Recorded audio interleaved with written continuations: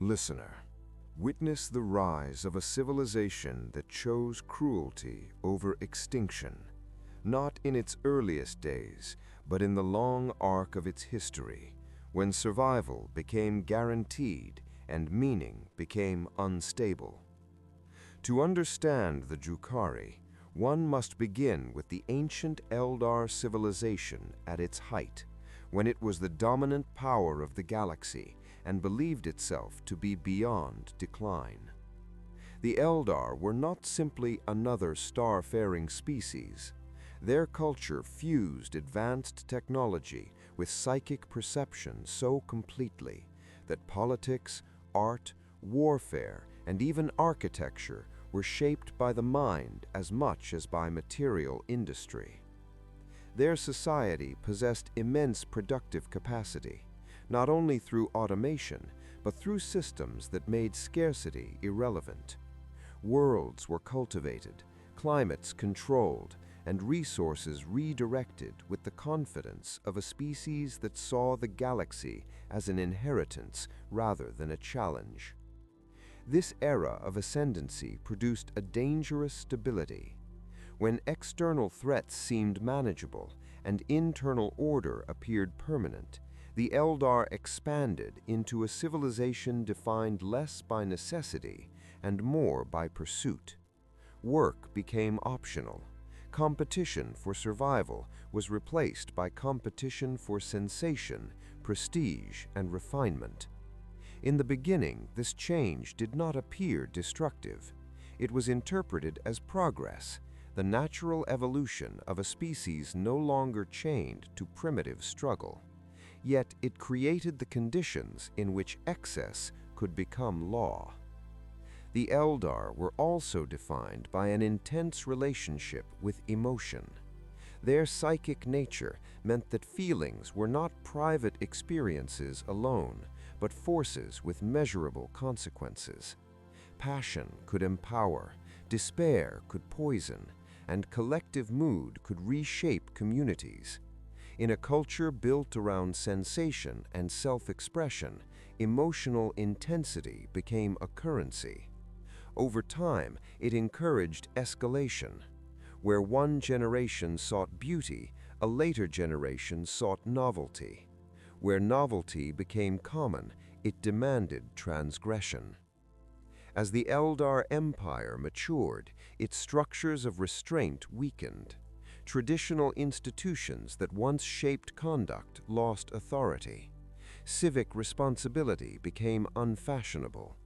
Discipline was increasingly framed as limitation rather than strength. The belief spread that the purpose of existence was experience without boundary.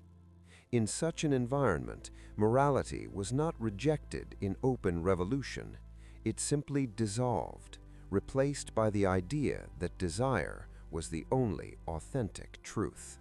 The Eldar did not fall because of a single decision or war. They decayed through cultural drift, through the gradual transformation of values. Leisure became obsession, art became stimulation, philosophy became justification. Entire strata of society organized themselves around increasingly extreme entertainments. This was not a hidden subculture. It became a defining feature of the age, supported by wealth, technology, and the assumption of invulnerability. At the same time, the Eldar's command of the Webway, the labyrinth of extra-dimensional passages, granted them strategic security. They could travel, trade, and strike without exposing themselves to the full dangers of Realspace. This reinforced the belief that consequences could always be avoided. The Empire could retreat from discomfort as easily as it could abandon a world or rewrite an environment. It was a civilization with power to escape limits, and so it stopped respecting them. In later centuries of this period, violence itself began to change meaning. Once a tool of war and defense, it gradually became aesthetic and recreational for the most corrupted elites. Cruelty was not yet the foundation of society, but it was no longer shocking. The line between performance and atrocity blurred. Pain, especially the pain of others, took on a sinister fascination. It offered intensity that ordinary pleasures could no longer provide. From this atmosphere emerged the earliest ideological ancestors of what would later be recognized as Drukhari culture. They were not a separate people yet, but a tendency within the wider Eldar civilization, those who pursued sensation without restraint, those who saw the suffering of others as a resource, and those who treated moral boundaries as obsolete superstition. Thus, long before the fall, the seeds were already planted. The Eldar Empire stood unmatched, yet it was slowly reorienting itself around excess. It was building a future where emotion was weaponized, where empathy weakened, and where pleasure demanded ever harsher fuel. The Drukhari would eventually claim that they adapted to catastrophe, but the truth is colder. Their defining instincts were already forming while the Empire still believed it could never die. The great Eldar Empire did not weaken from poverty, invasion, or technological failure. It weakened from abundance. When production surpassed need and safety replaced uncertainty, the pressures that once shaped discipline lost their force. Over long ages, leisure became the center of life, and desire replaced duty as a primary social value. At first, this transformation looked like progress. Innovation in art, philosophy, and design accelerated, driven by citizens with limitless time and tools. Pleasure was refined into a craft, and experience became a measure of status. Yet when every comfort can be obtained instantly, comfort stops satisfying. Novelty begins to demand escalation. A society that treats appetite as its highest principle must constantly intensify stimulation to avoid boredom turning into emptiness. The Eldar were unusually vulnerable because of their psychic nature. Emotion was not only felt, but echoed through the warp. Collective festivals and entertainments generated immense psychic resonance, binding crowds into shared sensation. As tastes shifted toward extremes, the psychic atmosphere of Eldar worlds became increasingly charged. To many, it seemed like a sign of vitality. In reality, it was an early symptom of imbalance. Political life also changed. Public responsibility came to be viewed as an intrusion on personal freedom. Leadership shifted from governance toward spectacle and patronage. Competing factions formed less around policy than around style, influence, and personal allegiance. Military strength remained vast, but strategic focus dulled. The Empire relied on automated defenses, Webway mobility, and the belief that no rival could truly endanger it. Social hierarchy hardened in new forms. Wealth mattered less than access to sensation and networks of cultural power. Those who could host the most intense gatherings, commission the most radical performances, or acquire the rarest experiences set the tone for fashionable society. From these circles emerged ideologies of self-worship, insisting that moral limits were childish obstacles to authenticity. Empathy was reframed as weakness, restraint as fear. In later centuries, cruelty gained a clearer function. The suffering of others offered intensity that ordinary pleasures could no longer provide. Violence was turned into performance, curated to provoke sharper emotional peaks. The victim was reduced to an instrument. These practices did not remain isolated. They spread through imitation, through prestige, and through the psychological logic of escalation. A destructive cycle formed. Cruelty produced stronger sensations demanded further extremes, and the psychic echo of those emotions deepened the collective hunger. Reformers existed, and some warned that the empire was poisoning its own spirit. Yet warnings could not compete with addiction. When a civilization builds identity around unbounded experience, any call for limits is treated as an attack on meaning itself. By this era, the earliest outlines of what would become Drukhari culture could be recognized. Hidden arenas, pleasure cults, and private laboratories multiplied in the shadows of grand cities.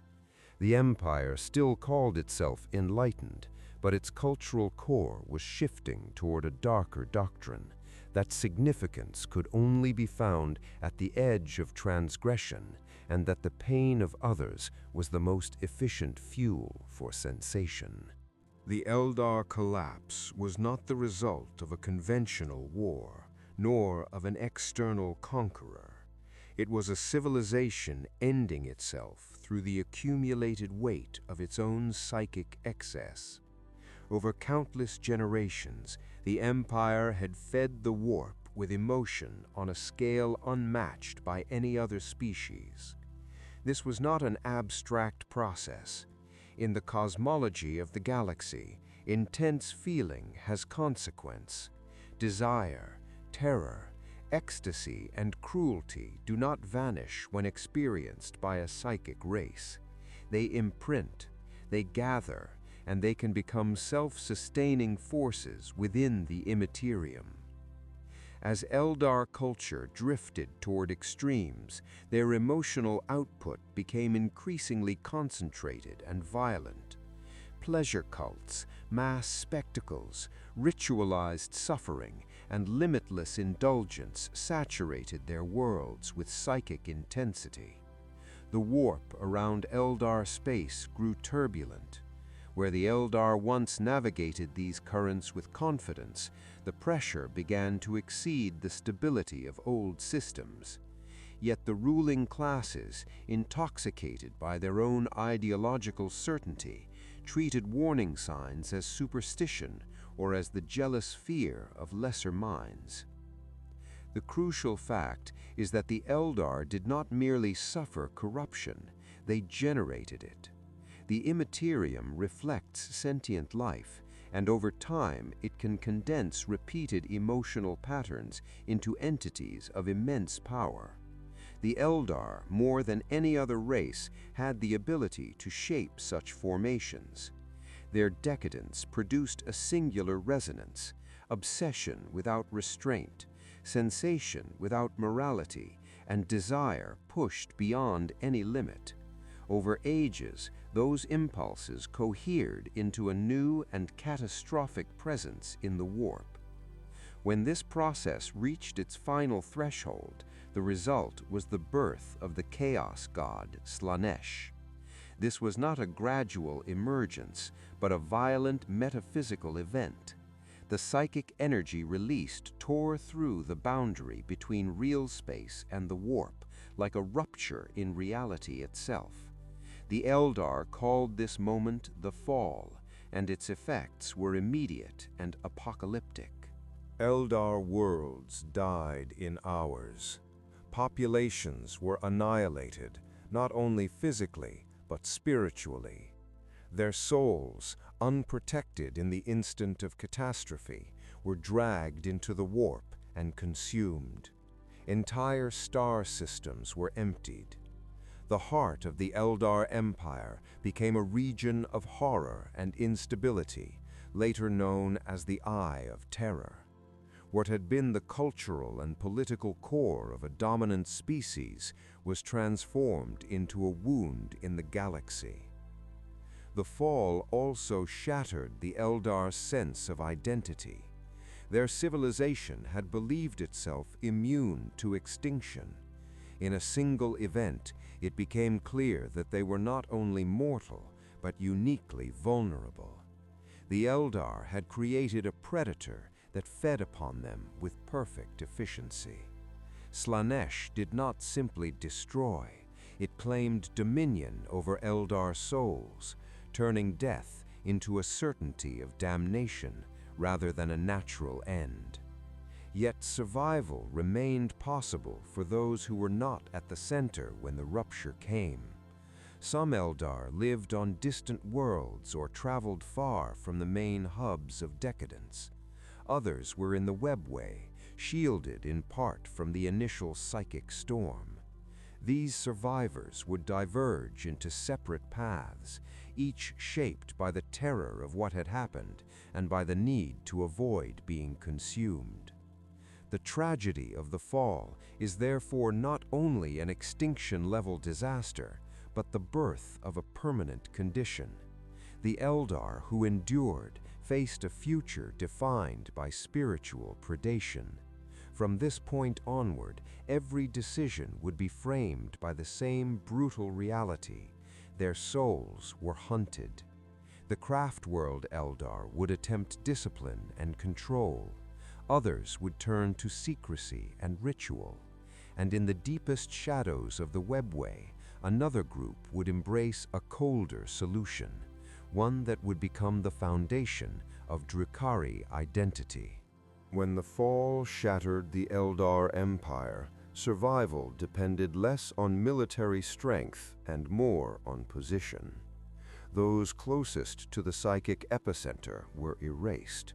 Those far enough away or shielded from the initial rupture endured. Among the most significant survivors were the Eldar already living within the Webway, the ancient network of extra-dimensional passages and hidden cities that had once served the Empire as a secure highway system beyond the dangers of Realspace.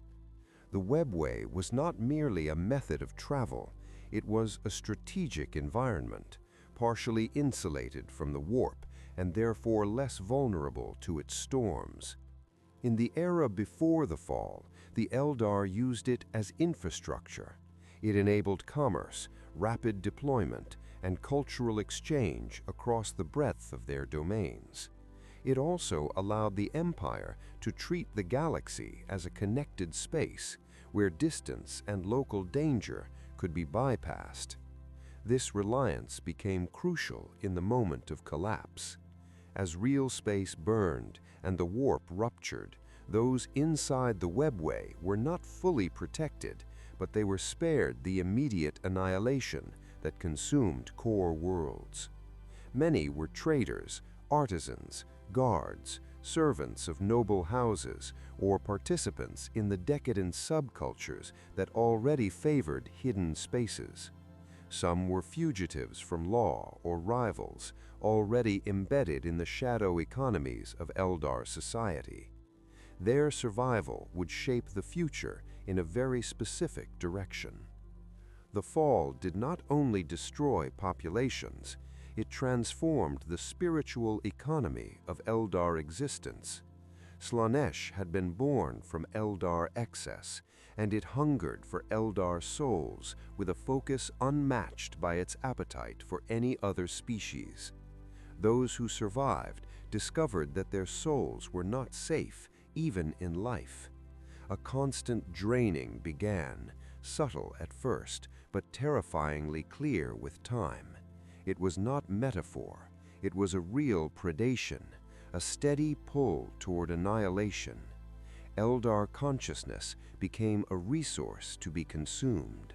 For the Eldar in the Webway, this created an existential crisis. They could not easily return to the old empire. Its worlds were gone, its institutions were broken.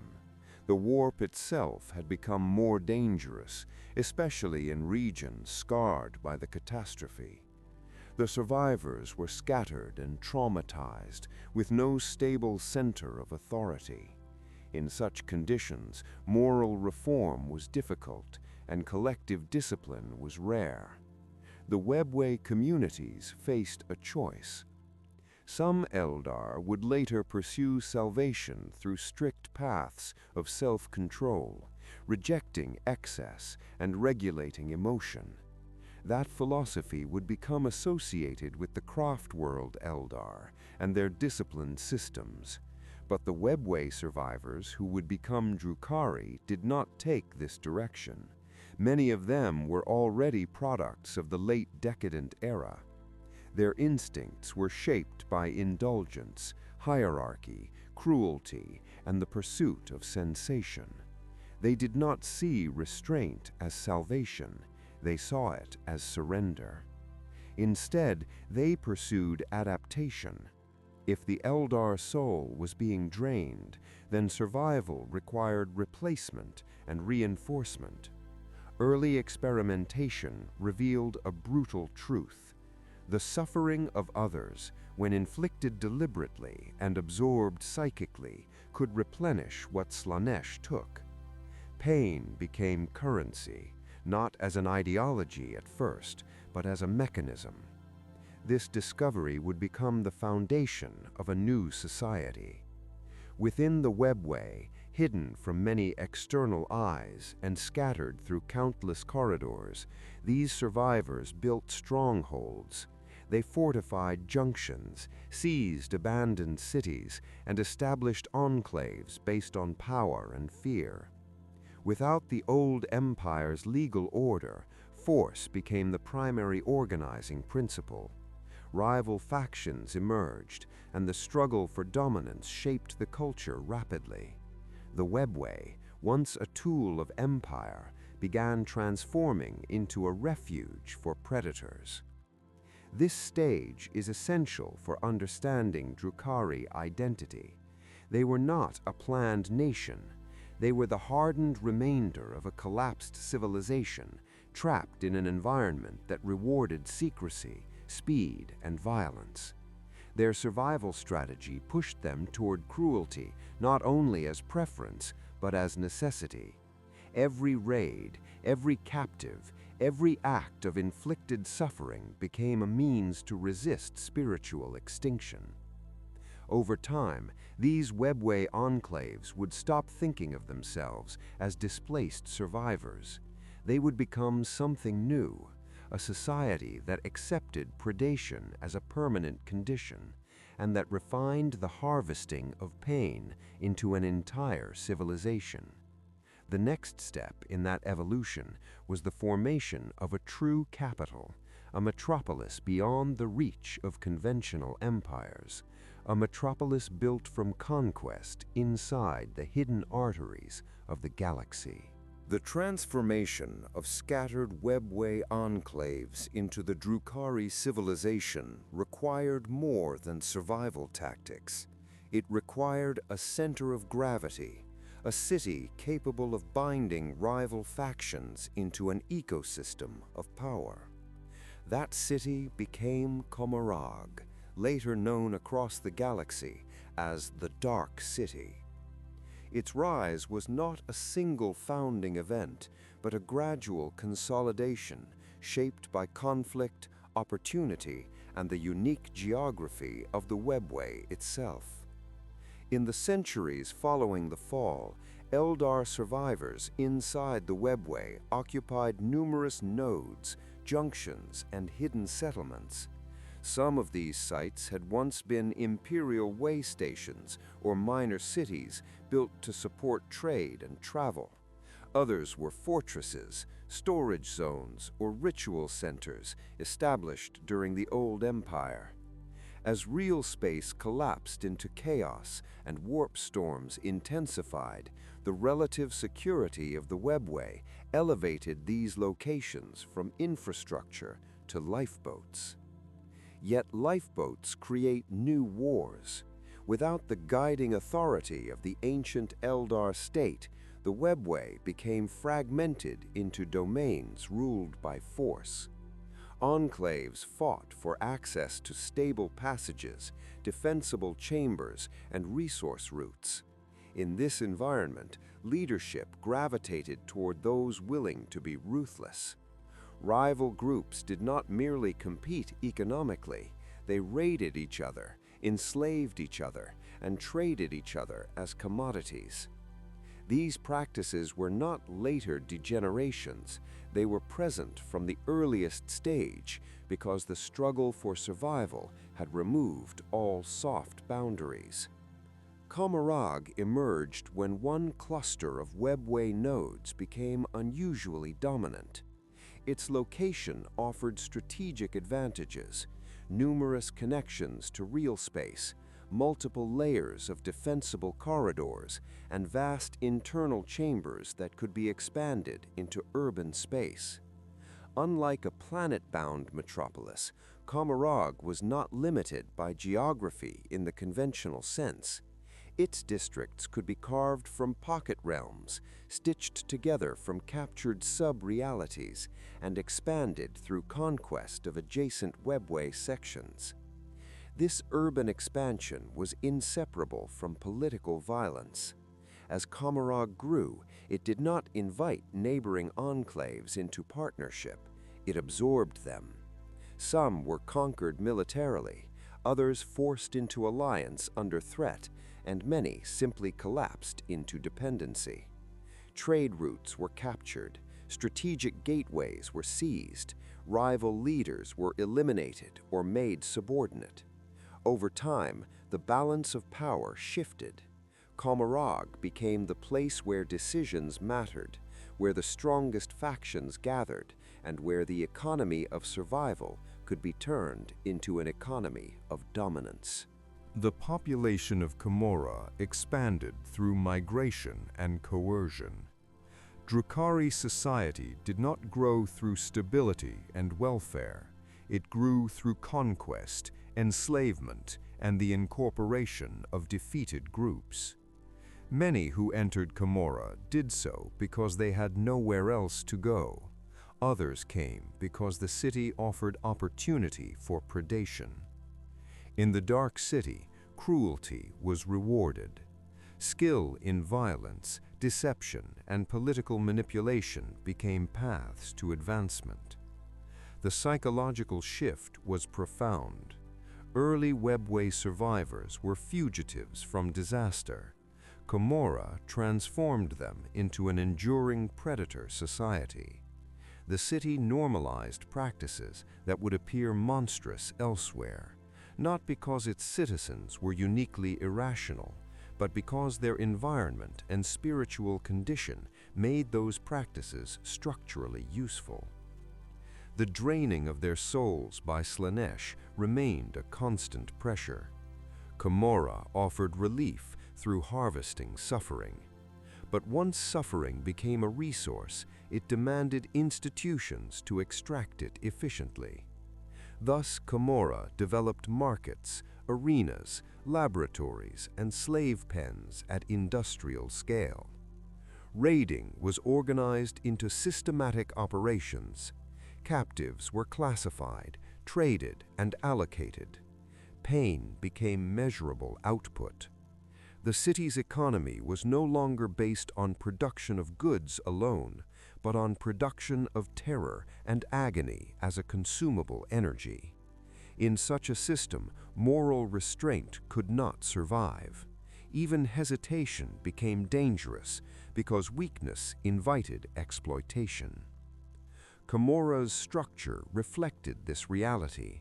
It was not a unified city-state with stable law.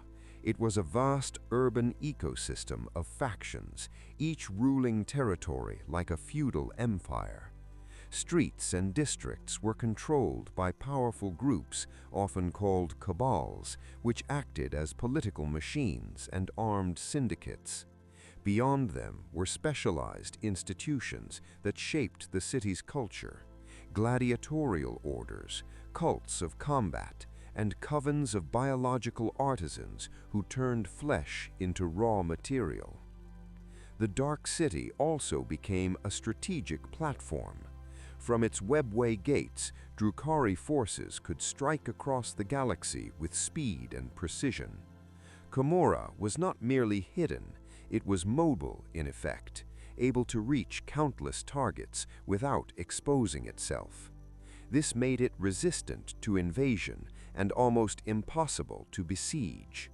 While empires fought slow wars across star systems, Commorragh could raid and vanish, harvesting resources and captives without offering a battlefield in return. The creation of Commorragh therefore marked the true birth of the Drukhari as a distinct civilization. It was not simply a refuge of survivors. It was an engineered environment designed around predation, secrecy, and the extraction of suffering. Within it, cruelty became institution, and survival became ideology. Commorragh did not become a civilization through unity. It became one through a stable pattern of rivalry. The Drukhari developed a social order where distrust was normal, violence was expected, and power was the only durable law. In this environment, the city itself acted as a governing system, enforcing behavior not through justice, but through fear and consequence. At the core of Drukhari society was hierarchy built on dominance. Status was not inherited in a secure way because safety did not exist. Even the most powerful could be displaced through assassination, betrayal, or sudden shifts in alliance. This created a culture of constant vigilance. Drukhari political life was conducted through plots, raids, and displays of force rather than public institutions. Formal titles existed, but authority was measured by the ability to enforce obedience. Commorragh was therefore less like a nation and more like a vast multi-layered arena. Its districts and sub-realms were controlled by competing factions, each with their own enforcers, slave networks, and military assets. The Drukhari accepted this fragmentation because it served their survival strategy. A centralized state could be attacked and destroyed. A city of competing predators was harder to collapse because no single failure could end the whole system. The social culture of Commorragh was shaped by scarcity of trust. Alliances were temporary and transactional. Personal attachment was rare because personal attachment created vulnerability. Even family bonds were unstable, weakened by the long-term consequences of Drukhari reproduction and social practice. Many Drukhari were raised within faction structures where loyalty was trained through fear and reward, not through affection. Identity became tied to group affiliation, personal reputation, and demonstrated cruelty. Public life was also defined by spectacle. The Dark City developed a culture that celebrated dominance openly. Duels, raids, gladiatorial games, and ritual humiliation were treated as entertainment and as political messaging. The purpose was not only pleasure, it was to prove strength, to mark winners and losers, and to remind the population that suffering was normal and weakness was fatal. Within this system, slavery was not a side practice, it was foundational. Slaves formed a huge proportion of Commorragh's labor force and served as currency. They built structures, maintained technology, fed the markets, and filled the arenas.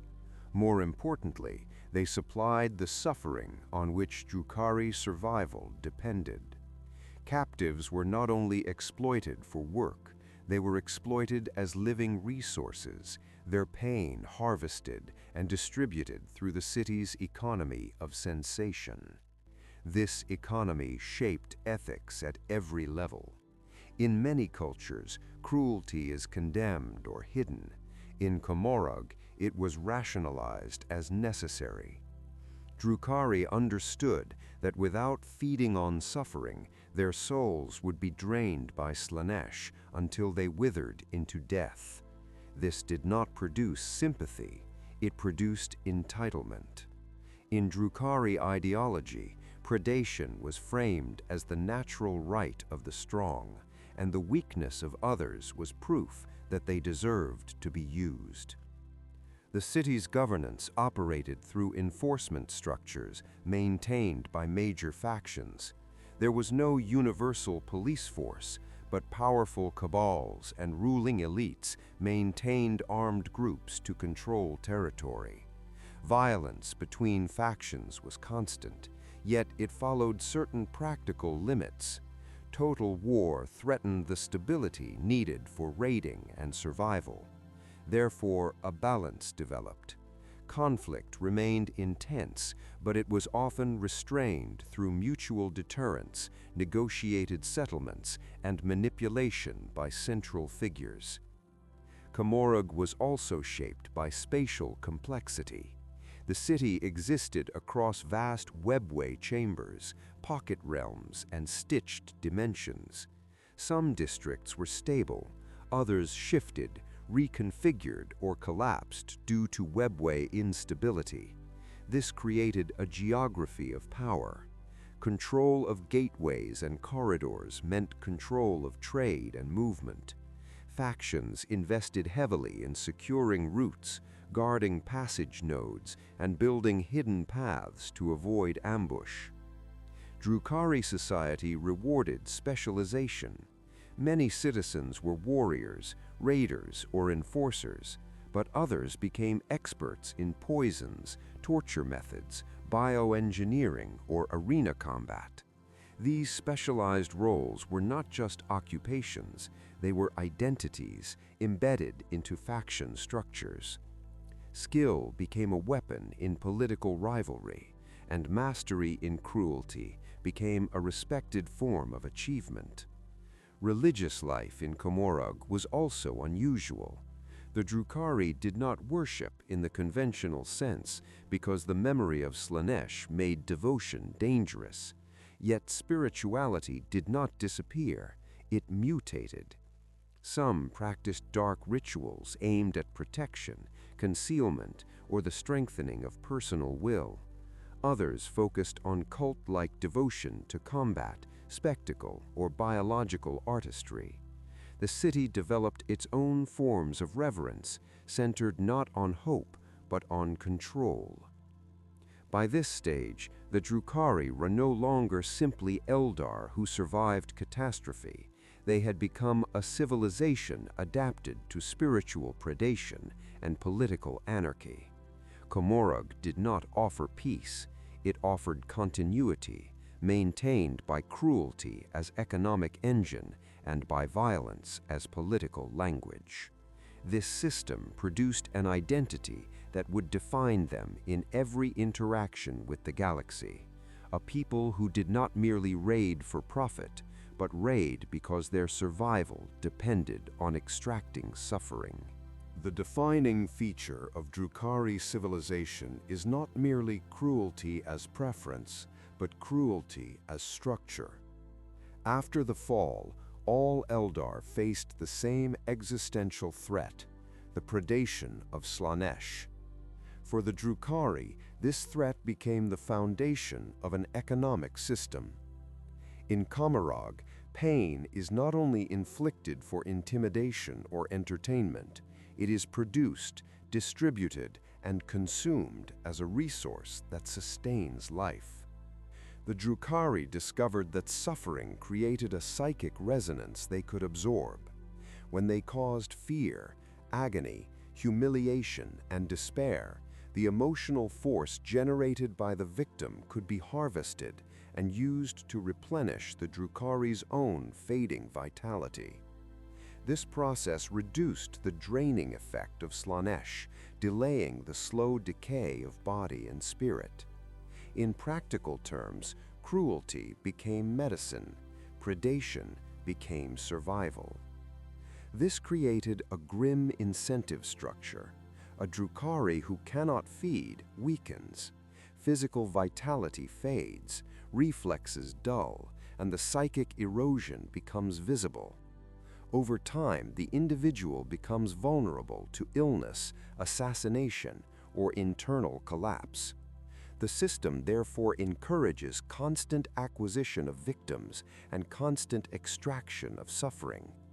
Drukhari life is organized around replenishment.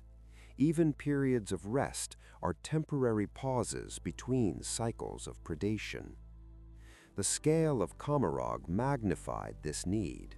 A single predatory elite could not sustain such a population through scattered violence alone. The Dark City required continuous supply. This demand pushed Drukhari raids from opportunistic piracy into industrial routine. Realspace became a hunting ground, with entire regions targeted for steady harvest. Captives were brought back in vast numbers, sorted, branded, and distributed through controlled channels. The city developed a logistical apparatus for suffering. Markets emerged where slaves were traded not only for labor, but for emotional yield. A captive's value depended on factors such as resilience, capacity for fear, or symbolic importance. Certain victims could be exploited repeatedly, kept alive through careful deprivation and medical intervention to prolong extraction. Others were used for spectacle, their suffering amplified in arenas to feed crowds as much as individuals. In this system, the victim was a resource field to be managed. The Drukhari refined suffering into categories. Pain could be immediate and physical. It could also be psychological, rooted in fear, loss, or degradation. Drukhari methods evolved to maximize yield. A slow destruction of hope often produced deeper resonance than quick violence. Isolation, betrayal, and anticipation became tools as valuable as knives. Their culture turned cruelty into an applied science. This economy reshaped political authority. Factions that controlled raids, slave routes, or arena districts gained leverage over rivals. Access to suffering meant access to survival. Therefore, supply chains became strategic assets. Rival cabals fought for control of Webway gates and raiding corridors, not only for wealth, but for the living fuel required to sustain their members. Even alliances could be explained through this logic. Cooperation became possible when it increased harvest efficiency. Within Commorragh, this economy also shaped class structure. Powerful Drukhari could feed easily, either by owning slave stocks or by commanding raids. They could maintain vitality and extend life. Weaker individuals faced scarcity. Some became dependent on patrons, providing service in exchange for access to victims. Others turned to desperate measures, including internal predation. In the Dark City, there are always those who cannot raid and cannot buy supply. Their hunger makes them dangerous. The economy of pain also supported specialized institutions. Gladiatorial arenas functioned as both entertainment and mass feeding grounds. Public suffering in controlled space provided intense emotional output. Crowds absorbed it, leaders displayed dominance, and factions reinforced prestige. Torture chambers operated as workshops where techniques were tested and refined. Haemonculus laboratories preserved captives and reshaped bodies to prolong torment. Even architecture and urban design supported the system, with districts built for confinement, spectacle, and extraction. Importantly, this economy was not purely individual, it was collective maintenance. The city's stability required that enough suffering flowed through its channels to keep its elites strong enough to rule and its raiders strong enough to hunt. When supply faltered, violence inside Commorragh increased as factions competed for remaining resources. Internal conflict therefore rises when Realspace raids fail, making the Drukhari even more aggressive in seeking external prey. The Drukhari did not present this as tragedy. Over time, it became ideology. Predation was framed as rightful, and victims were framed as lesser beings whose pain had purpose. This narrative supported social cohesion. It allowed citizens to see cruelty as normal and even necessary. The Dark City became a civilization where ethics were replaced by appetite, and where survival through suffering was treated as a proof of superiority. Thus, the Drukhari economy is not measured only in wealth, weapons, or territory. It is measured in harvested agony. Every raid, every slave auction, every arena spectacle, and every experiment in living flesh serves the same function: to resist spiritual extinction by transferring suffering from the weak to the strong. As Commorragh expanded into a vast predatory metropolis, it required stable institutions to organize violence, supply raids, and distribute suffering. The Drukhari did not create governments in the conventional sense. They created power blocks. Over time, these blocks hardened into three dominant pillars of society: the Kabals, the Wych Cults, and the Haemonculus Covens. Each became essential to the survival of the Dark City, and each reflects a different expression of Drukhari brutality. The Kabals are the closest equivalent to political states within Commorragh. They function as armed syndicates, noble houses, and criminal empires simultaneously. A Cabal controls territory, Webway gates, markets, slave holdings, and raiding fleets. Its members are bound by ruthless self-interest and enforced loyalty rather than civic duty.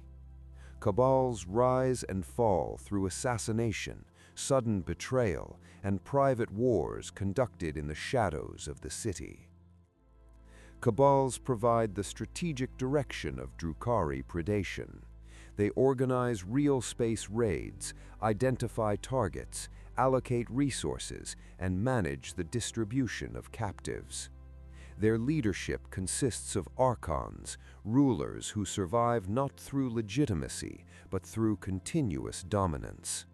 An Archon's authority depends on fear, political skill, and personal networks of killers and informants. The Cabal structure rewards deception. To climb the hierarchy, one must outmaneuver rivals and demonstrate willingness to sacrifice others. If Cabals represent control, Wych Cults represent spectacle. They grew from the arena traditions of Commorragh, where violence is not only functional, but performed. The Witch is a professional combatant and ritualized killer, trained to fight with speed, elegance, and cruelty in the city's gladiatorial theaters. Combat in these arenas is entertainment, but it also serves the spiritual economy. Public suffering generates intense emotional resonance. Crowds feed on it, and performers draw prestige from producing it. Wych cults operate as militant organizations with their own hierarchies, patrons, and raiding forces. They often cooperate with cabals by providing elite fighters and terror specialists. In exchange, they gain access to captives, wealth, and political protection. Yet their relationship is unstable. A Wych cult can become powerful enough to rival cabals in influence, especially when its arenas attract mass attention and its champions become icons of fear. The third pillar, the Haemonculus Covens, embodies the most disturbing aspect of Drukhari civilization: mastery over living flesh. Haemonculi are not simply torturers. They are biological architects, surgeons, and experimentalists who treat life as raw material. Their covens operate hidden laboratories and flesh workshops throughout Commorragh, where captives are remade into tools, monsters, or living art. They preserve victims for prolonged extraction, reconstruct broken bodies, and engineer new horrors for war. Unlike Kabals and Wych Cults, covens often appear detached from conventional politics. Their true power lies in dependence. The Haemonculi control the secrets of regeneration and reconstruction. In a society where assassination is constant, the ability to restore a killed Drukhari is a strategic advantage. Many elites rely on Haemonculi to cheat death, purchasing resurrection through payment, favors, or the delivery of rare captives. This creates leverage. Even an Archon must negotiate with those who can return him from the grave. These three pillars form an unstable equilibrium. Kabals need Wych Cults for arena prestige and specialized fighters. Kabals need covens for resurrection, biological weapons, and torture production. Wych Cults and covens need Kabals for raiding supply and political cover. Yet each is also a threat to the others. Every alliance contains betrayal as a built-in possibility, because Drukhari culture treats treachery not as failure, but as proof of intelligence. Their rivalry drives innovation in violence. Kabals develop refined strategies of terror warfare. Wych Cults perfect killing as performance. Haemonculi evolve poisons, bioforms, and methods of prolonged suffering. The result is a civilization where cruelty is not random chaos, but diversified industry, with factions competing like predators in an ecosystem. This structure also stabilizes Commorragh. The Dark City survives because power is distributed among competing elites, rather than concentrated in a single vulnerable institution. When one faction weakens, another rises. When internal wars become too costly, temporary balance returns through negotiated bloodshed. Commorragh, therefore, does not achieve peace. It achieves continuity through managed violence. In this way, Kabals, Wych Cults, and Haemonculus Covens are not side features of Drukhari culture. They are its architecture. Together, they ensure that predation remains efficient, suffering remains abundant, and the Drukhari remain able to resist extinction by feeding on the galaxy. Commorragh cannot sustain itself without constant access to victims. The Drukhari economy depends on captives for labor, spectacle, and the extraction of suffering. This necessity made slavery not only common, but central. Realspace raids became the primary mechanism by which the Dark City remained alive, transforming piracy into a systematic practice of predatory harvesting across the galaxy. Drukhari raids are not conducted as conventional campaigns. They are rapid incursions designed to strike with maximum shock and minimum exposure. The Webway makes this possible. By emerging through hidden gates and corridors, Drukhari forces bypass normal defensive lines. They do not need to conquer worlds or hold territory. They need to seize bodies. Their objective is extraction, not occupation. Targets are selected with careful calculation. The Drukhari prefer populations that can be overwhelmed quickly and that will yield captives suitable for prolonged use. Isolated settlements, poorly defended frontier worlds, void stations, and transport convoys are frequent prey.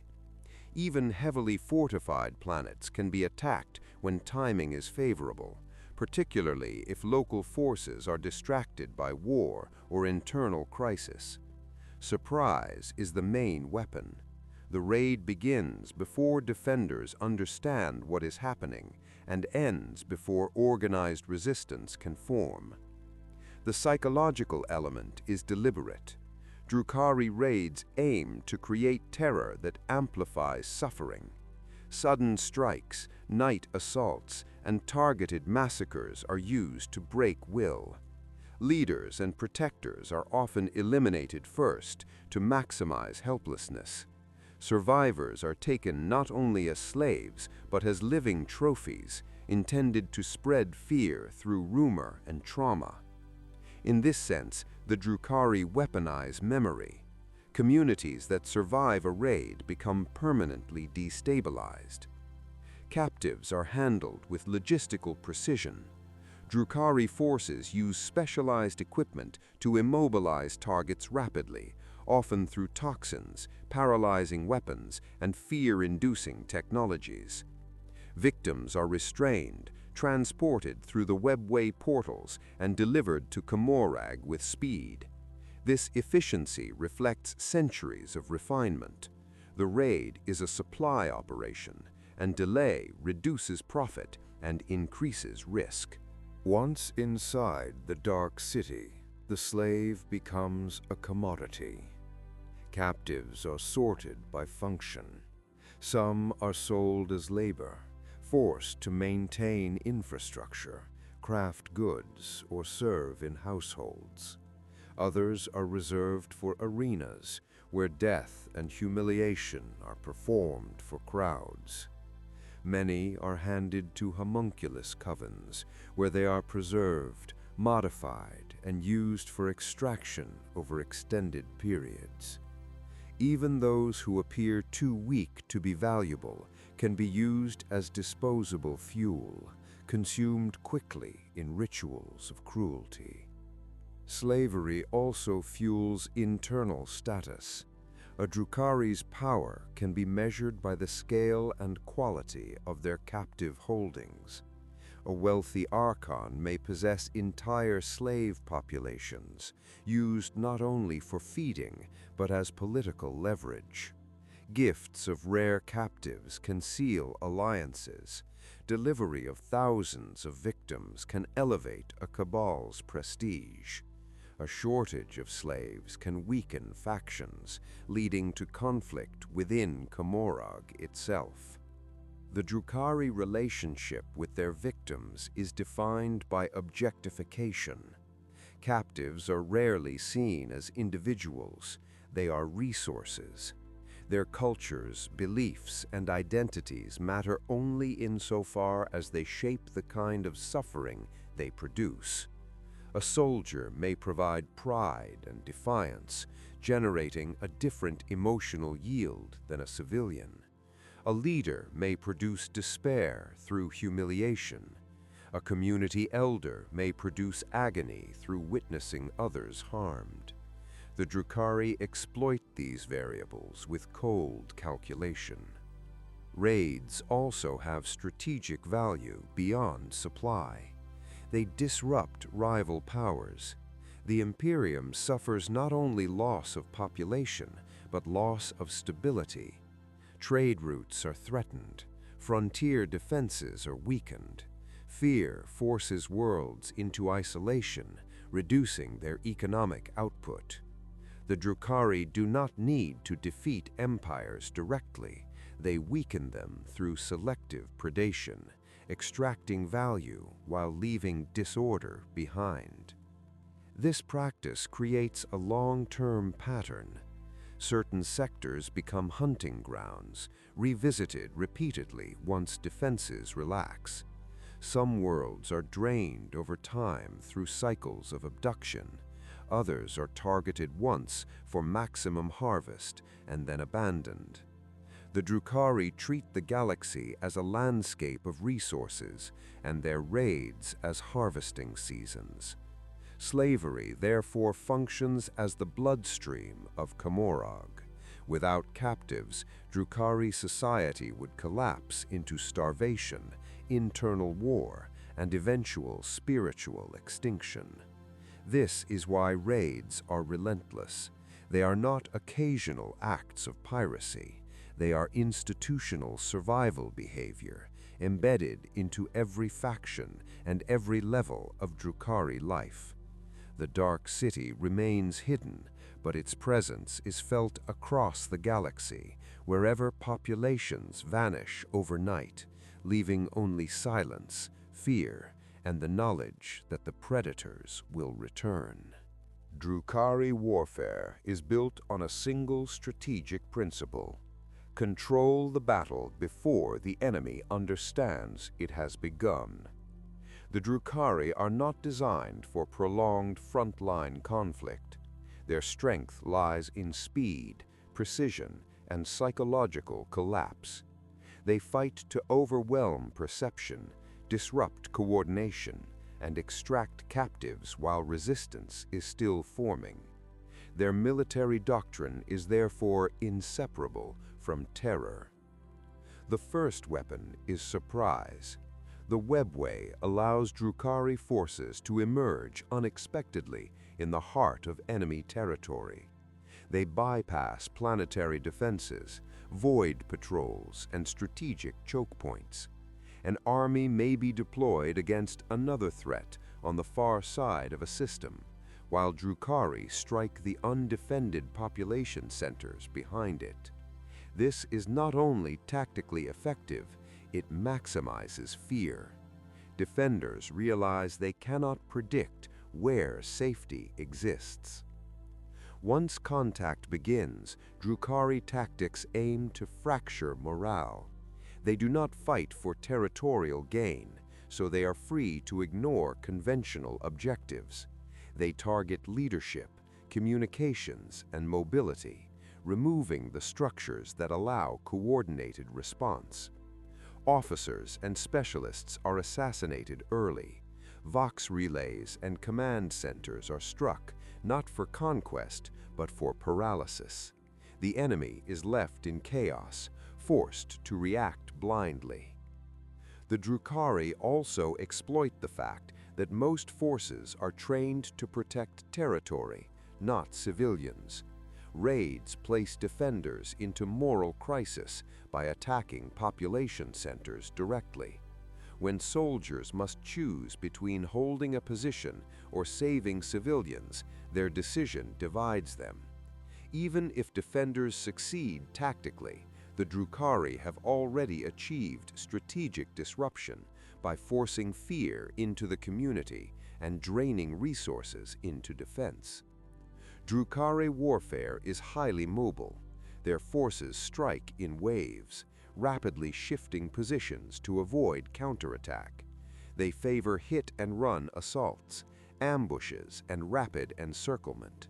Their vehicles and infantry are designed for swift maneuver rather than endurance. This speed is not simply physical, it is organizational. Drukhari strike groups operate with flexible command, allowing rapid adjustment to the changing flow of terror and opportunity. Their battle style also emphasizes capture over destruction. This shapes weapon choice. Many Drukhari arms are designed to disable rather than kill. Poison shards, neural disruptors, and paralyzing effects allow the enemy to be taken alive. In Drukhari logic, death is waste. A dead victim cannot feed the economy. A living captive can be exploited repeatedly, and the fear generated by capture often produces richer suffering than a quick execution. Terror is engineered at every stage.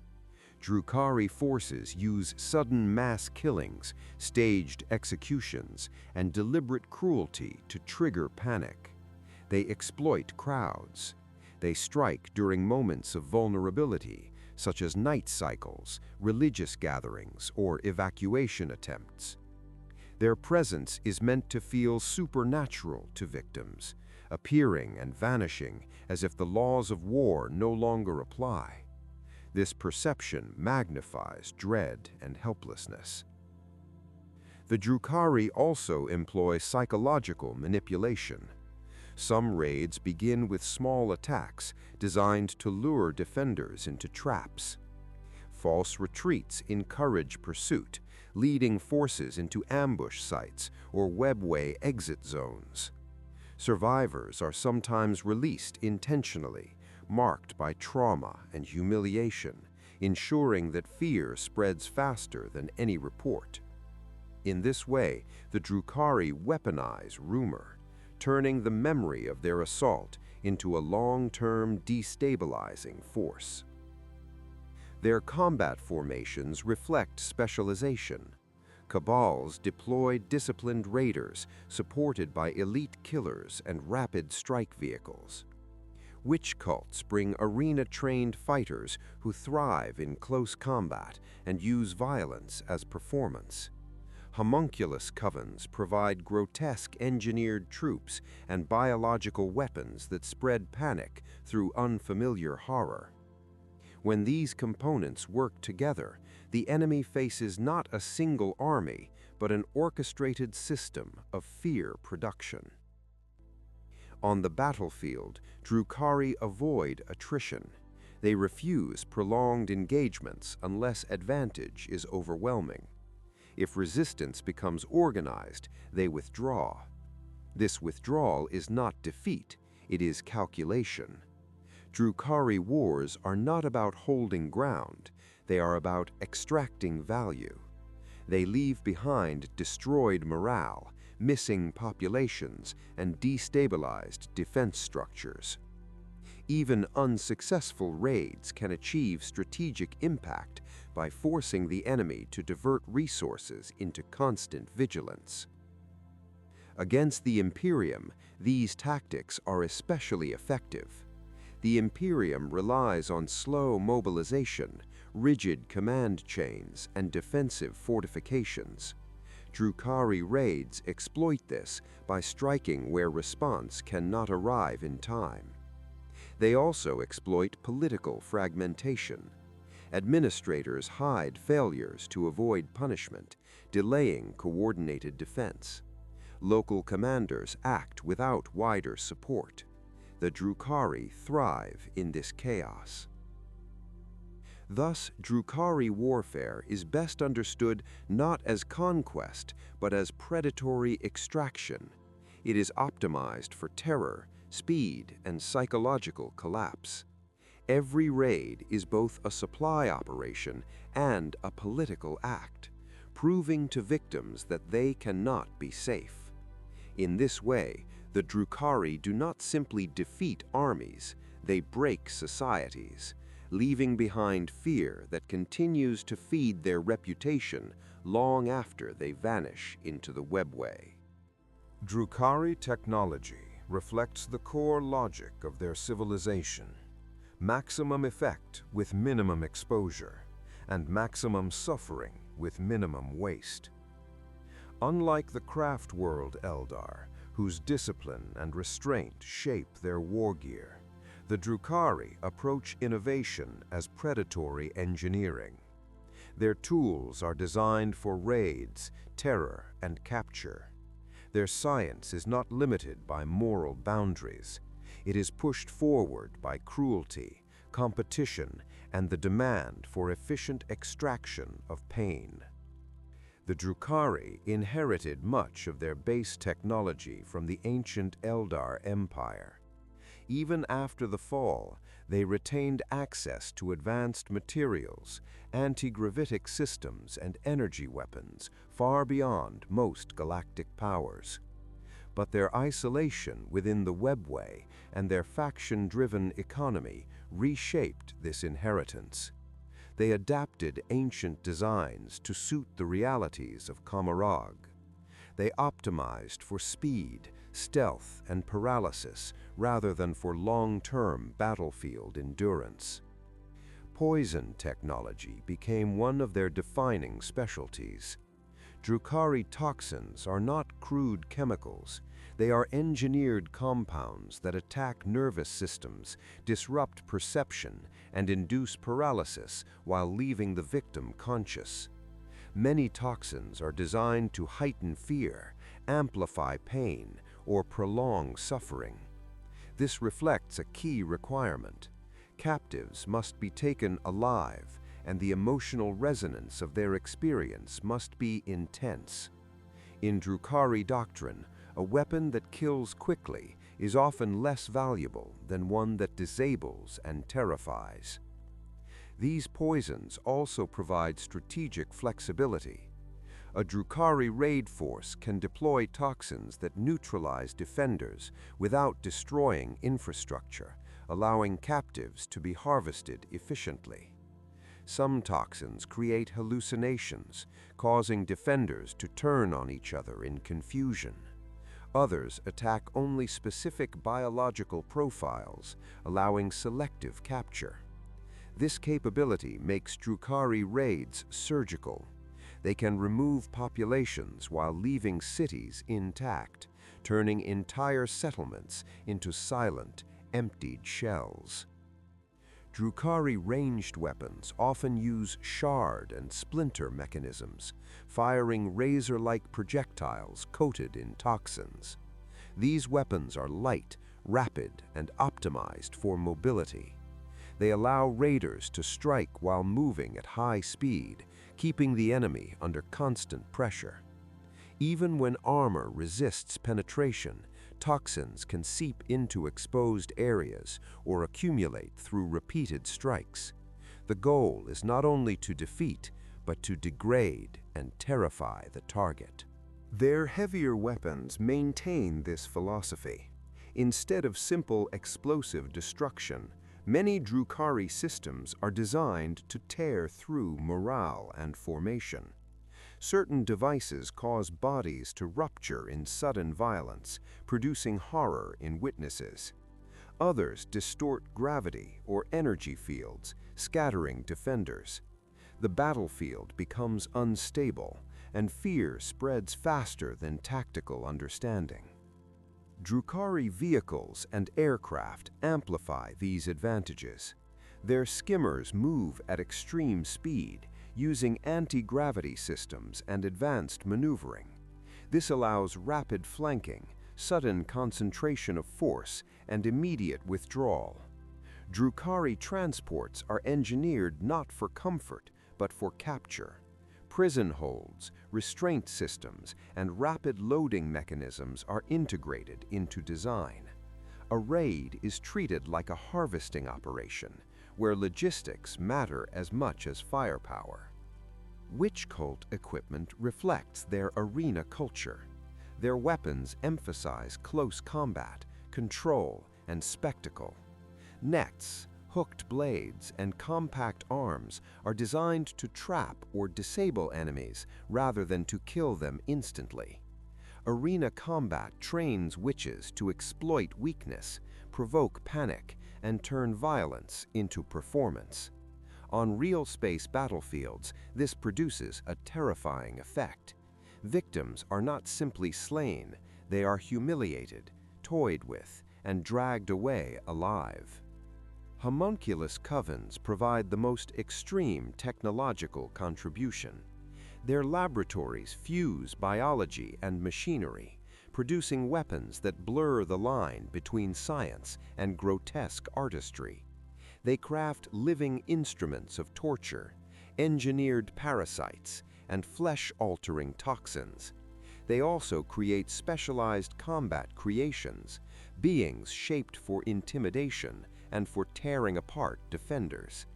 These tools extend Drukhari power beyond conventional engineering. They weaponize life itself. Drukhari defenses also reveal important priorities. Commorragh cannot be besieged like a planet, but it must remain protected against internal conflict and external intrusion. Therefore, the city uses gate control, spatial traps, and hidden weapon systems embedded into Webway corridors. Rival factions invest heavily in personal shields, stealth cloaks, and defensive measures against assassination. In such a society, technology is often designed not only for war against outsiders, but for survival against neighbors. Innovation is driven by competition. Kabals seek stronger toxins, faster craft, and more effective terror weapons to outmatch rivals. Wych cults pursue ever more refined combat tools that enhance spectacle. Haemonculi develop new biological methods that increase extraction yield. There is no shared ethical boundary to restrict experimentation. Failure is punished, but success grants immense prestige. Thus, Drukhari technology is not simply advanced, it is specialized. It is optimized for predation. It reflects a civilization that has made suffering into currency and survival into an arms race. Their weapons disable rather than destroy, terrify rather than conquer, and capture rather than eradicate. The galaxy often describes them as raiders, but their true advantage lies in how effectively their tools turn warfare into extraction, and extraction into continued life within the Dark City. The Drukhari are not defined only by cruelty or technology. They are defined by access. Their civilization exists within the Webway, a labyrinth of extra-dimensional corridors and hidden realms that cut through the galaxy like a secret circulatory system. Without the Webway, Commorragh could not exist at scale, and Drukhari raiding would collapse into conventional piracy. With the Webway, they possess a strategic advantage that reshapes every aspect of their warfare, economy, and survival. The Webway was created and expanded by the Eldar in ancient times as a safer alternative to warp travel. While the warp is fast but unstable, the Webway provides structured passages insulated from many of the Imperium's hazards. Before the fall, this system allowed the Eldar Empire to connect distant worlds rapidly, supporting trade, governance, and military response without exposing fleets to the full dangers of demonic space. After the fall, the Webway became more than infrastructure. It became refuge. Commorragh grew inside its vast chambers, taking advantage of its natural concealment. Most galactic powers cannot navigate the Webway reliably, and many do not even know where its gates are located. This makes the Dark City almost impossible to invade. Armies cannot simply chart a route to Commorragh, and even if a gate is found, it can be sealed, trapped, or redirected into lethal dead corridors. The strategic effect is decisive.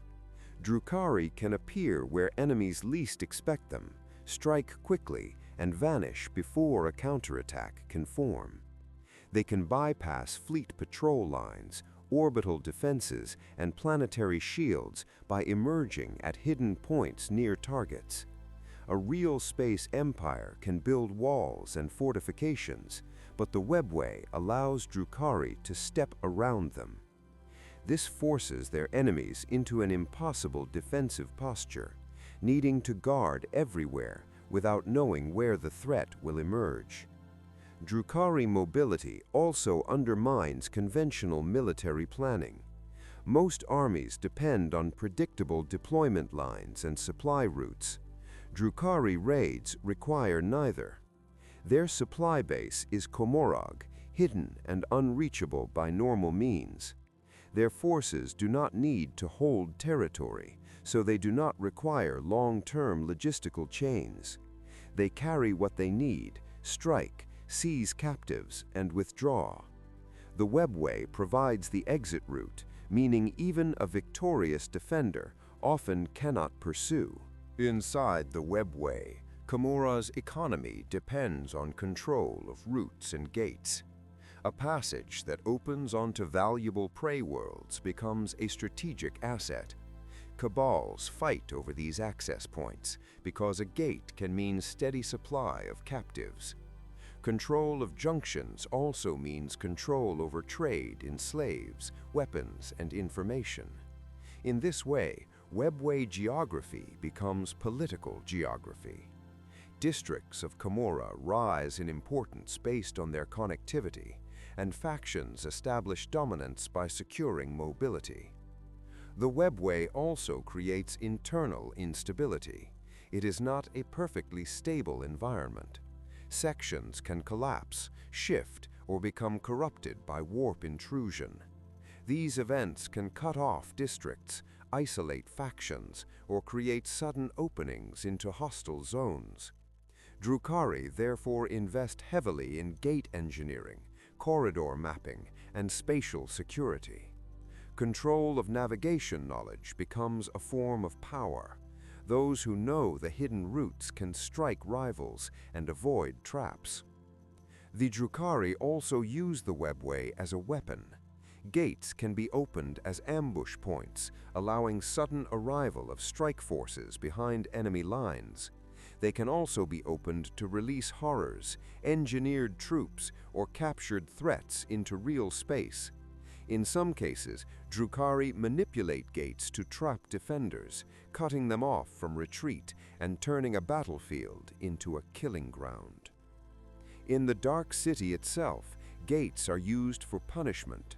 A rival can be thrown into unstable corridors, abandoned to whatever lurks beyond controlled passages. Relations with other Eldar groups are also shaped by Webway access. Craftworld Eldar possess their own roots and knowledge, but they often treat Commorragh as a corrupted parasite within the same network. Harlequins, who move freely through the Webway and guard ancient pathways, act as unpredictable actors whose presence forces caution. The Webway is therefore not only a highway, it is a contested domain, filled with hidden territories and old grudges. Strategic mobility also influences Drukhari psychology. Their entire civilization is built around sudden intervention and sudden disappearance. They do not see themselves as bound to any world, because the Dark City itself is not a planet. Their identity is shaped by movement, by raiding cycles, and by constant access to prey.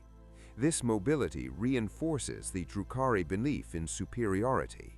Other powers are trapped in geography. The Drukhari operate above it, choosing where violence happens. Thus, the Webway functions as both shield and spear. It shields Commorragh from invasion, and it allows raids that would be impossible for conventional forces. It supports a predatory economy by guaranteeing access to victims, and it destabilizes enemies by making defense uncertain. More than any weapon, the Webway is the foundation of Drukhari dominance. Without it, they would be hunted out. With it, they remain one of the most elusive and disruptive forces in the galaxy. The Drukhari did not emerge as an isolated species. They are a branch of the same shattered civilization that produced the Craftworld Eldar, Exodites, and the Harlequins. All share the same origin in the ancient Eldar Empire, and all carry the same spiritual vulnerability after the birth of Slaanesh. Yet their choices after the fall created deep divisions. These divisions are not merely political, they represent incompatible survival philosophies. The Craftworld Eldar responded to the fall with discipline. They concluded that excess had destroyed their people, and that the only path forward was restraint. Their societies were built around controlled emotion and rigid self-management, often expressed through structured life paths that channeled desire into limited forms. They developed soul protection methods that attempted to shield individuals from Slaanesh, preserving identity in death and imposing limits in life. The Drukhari chose the opposite approach. They accepted predation and built a civilization that feeds upon suffering. Their survival depends on acts the Craftworld Eldar view as unforgivable. This creates a fundamental moral conflict. To the Craftworld Eldar, the Drukhari are not simply criminals, they are proof that the corruption that caused the fall still lives. They are a living continuation of the worst impulses of ancient Eldar decadence. Despite this hostility, contact continues. The Webway links Drukhari space with the hidden roots of all Eldar factions. Trade occurs, usually through intermediaries and under strict caution. Drukhari may provide rare materials, weapons, or captives in exchange for resources they cannot easily produce. Craftworld Eldar sometimes negotiate when strategic necessity forces cooperation, such as mutual threats from chaos incursions or catastrophic dangers within the Webway. These dealings are never based on trust, they are based on calculated need. Conflict remains common. Craftworld Eldar view Drukhari raids as a direct threat not only to other species, but to Eldar survival itself. Every atrocity strengthens the predatory cycle and deepens the stain of Eldar history. Some Craftworld forces have launched punitive strikes against Drukhari raiding groups, attempting to disrupt supply and reduce threats to key worlds. Yet such efforts are limited. Commorragh cannot be easily reached, and attacking Drukhari in the Webway risks catastrophic entanglement in an environment where the enemy is at home. The Drukhari, in turn, view Craftworld Eldar with contempt and resentment. Many Drukhari believe the Craftworld path is cowardice, a self-imposed prison of restraint. They regard Craftworlders as weak, clinging to moral structures that cannot truly save them from Slaanesh. This contempt is sharpened by the Drukhari's conviction that survival should belong to those strong enough to seize it. Yet this contempt often coexists with strategic recognition. Craftworld Eldar remain dangerous, highly skilled, and capable of precise warfare. The Harlequins occupy a separate position. Unlike Craftworld Eldar, they do not represent a state or a survival refuge. They are guardians, performers, and agents operating across Eldar space. Their culture centers on the preservation of Eldar history through ritual performance and on the guidance of Eldar fate through selective intervention. They move through the Webway with unusual freedom, controlling passages that even the Drukhari may hesitate to challenge. Harlequin relations with the Drukhari are complex. Harlequins often treat Drukhari as corrupted kin, yet they rarely pursue direct extermination. Their priorities are wider. They act according to prophecy, long-term strategic calculation, and the preservation of crucial Webway structures. Drukhari may be useful in certain conflicts, particularly when threats emerge that could destroy Eldar populations regardless of faction. On rare occasions, Harlequins and Drukhari have fought alongside each other, but always under tension. Harlequins also serve as a restraint on Drukhari behavior in certain Webway regions. Some passages are effectively under Harlequin control. Drukhari interference can lead to retaliation, and Harlequins are capable of striking suddenly, precisely, and without warning. This forces Drukhari factions to treat certain areas as dangerous. However, because Commorragh is vast and the Webway is sprawling, Harlequin influence cannot police the entire network. It can only create pockets of deterrence. Relations among these Eldar branches are shaped by shared trauma. The Fall remains the defining historical event. Craftworld Eldar see the Drukhari as a source of shame. Drukhari see Craftworld Eldar as hypocrites who survived by escaping responsibility, refusing to accept the harsh realities of survival. Both perspectives are shaped by fear of Slaanesh. Even hatred is colored by the knowledge that Eldar extinction remains possible. This fractured relationship also has strategic consequences. Eldar factions rarely cooperate at scale. Their differences make unified action difficult, allowing external powers to exploit division. Yet the shared threat of chaos and the unique dangers of the Webway sometimes force temporary alignment. These rare coalitions are always unstable, collapsing once the immediate crisis ends. The Drukhari, therefore, exist in a paradox. They are part of a wider Eldar continuum, connected by history and the Webway, but isolated by moral and practical incompatibility. Craftworld Eldar represents self-control. Harlequins represent memory and fate. The Drukhari represent predation.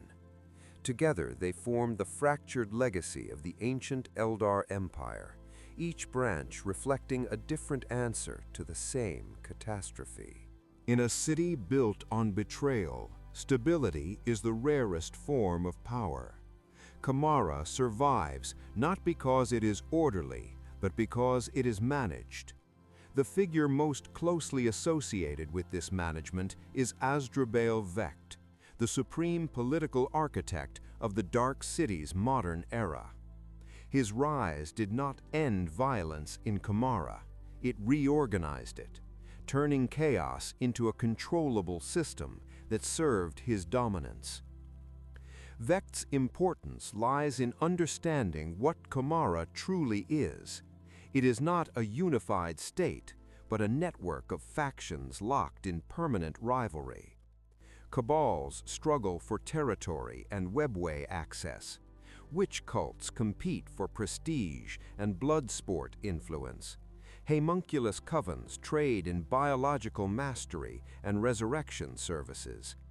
Each group possesses armed strength, assassins, and supply chains.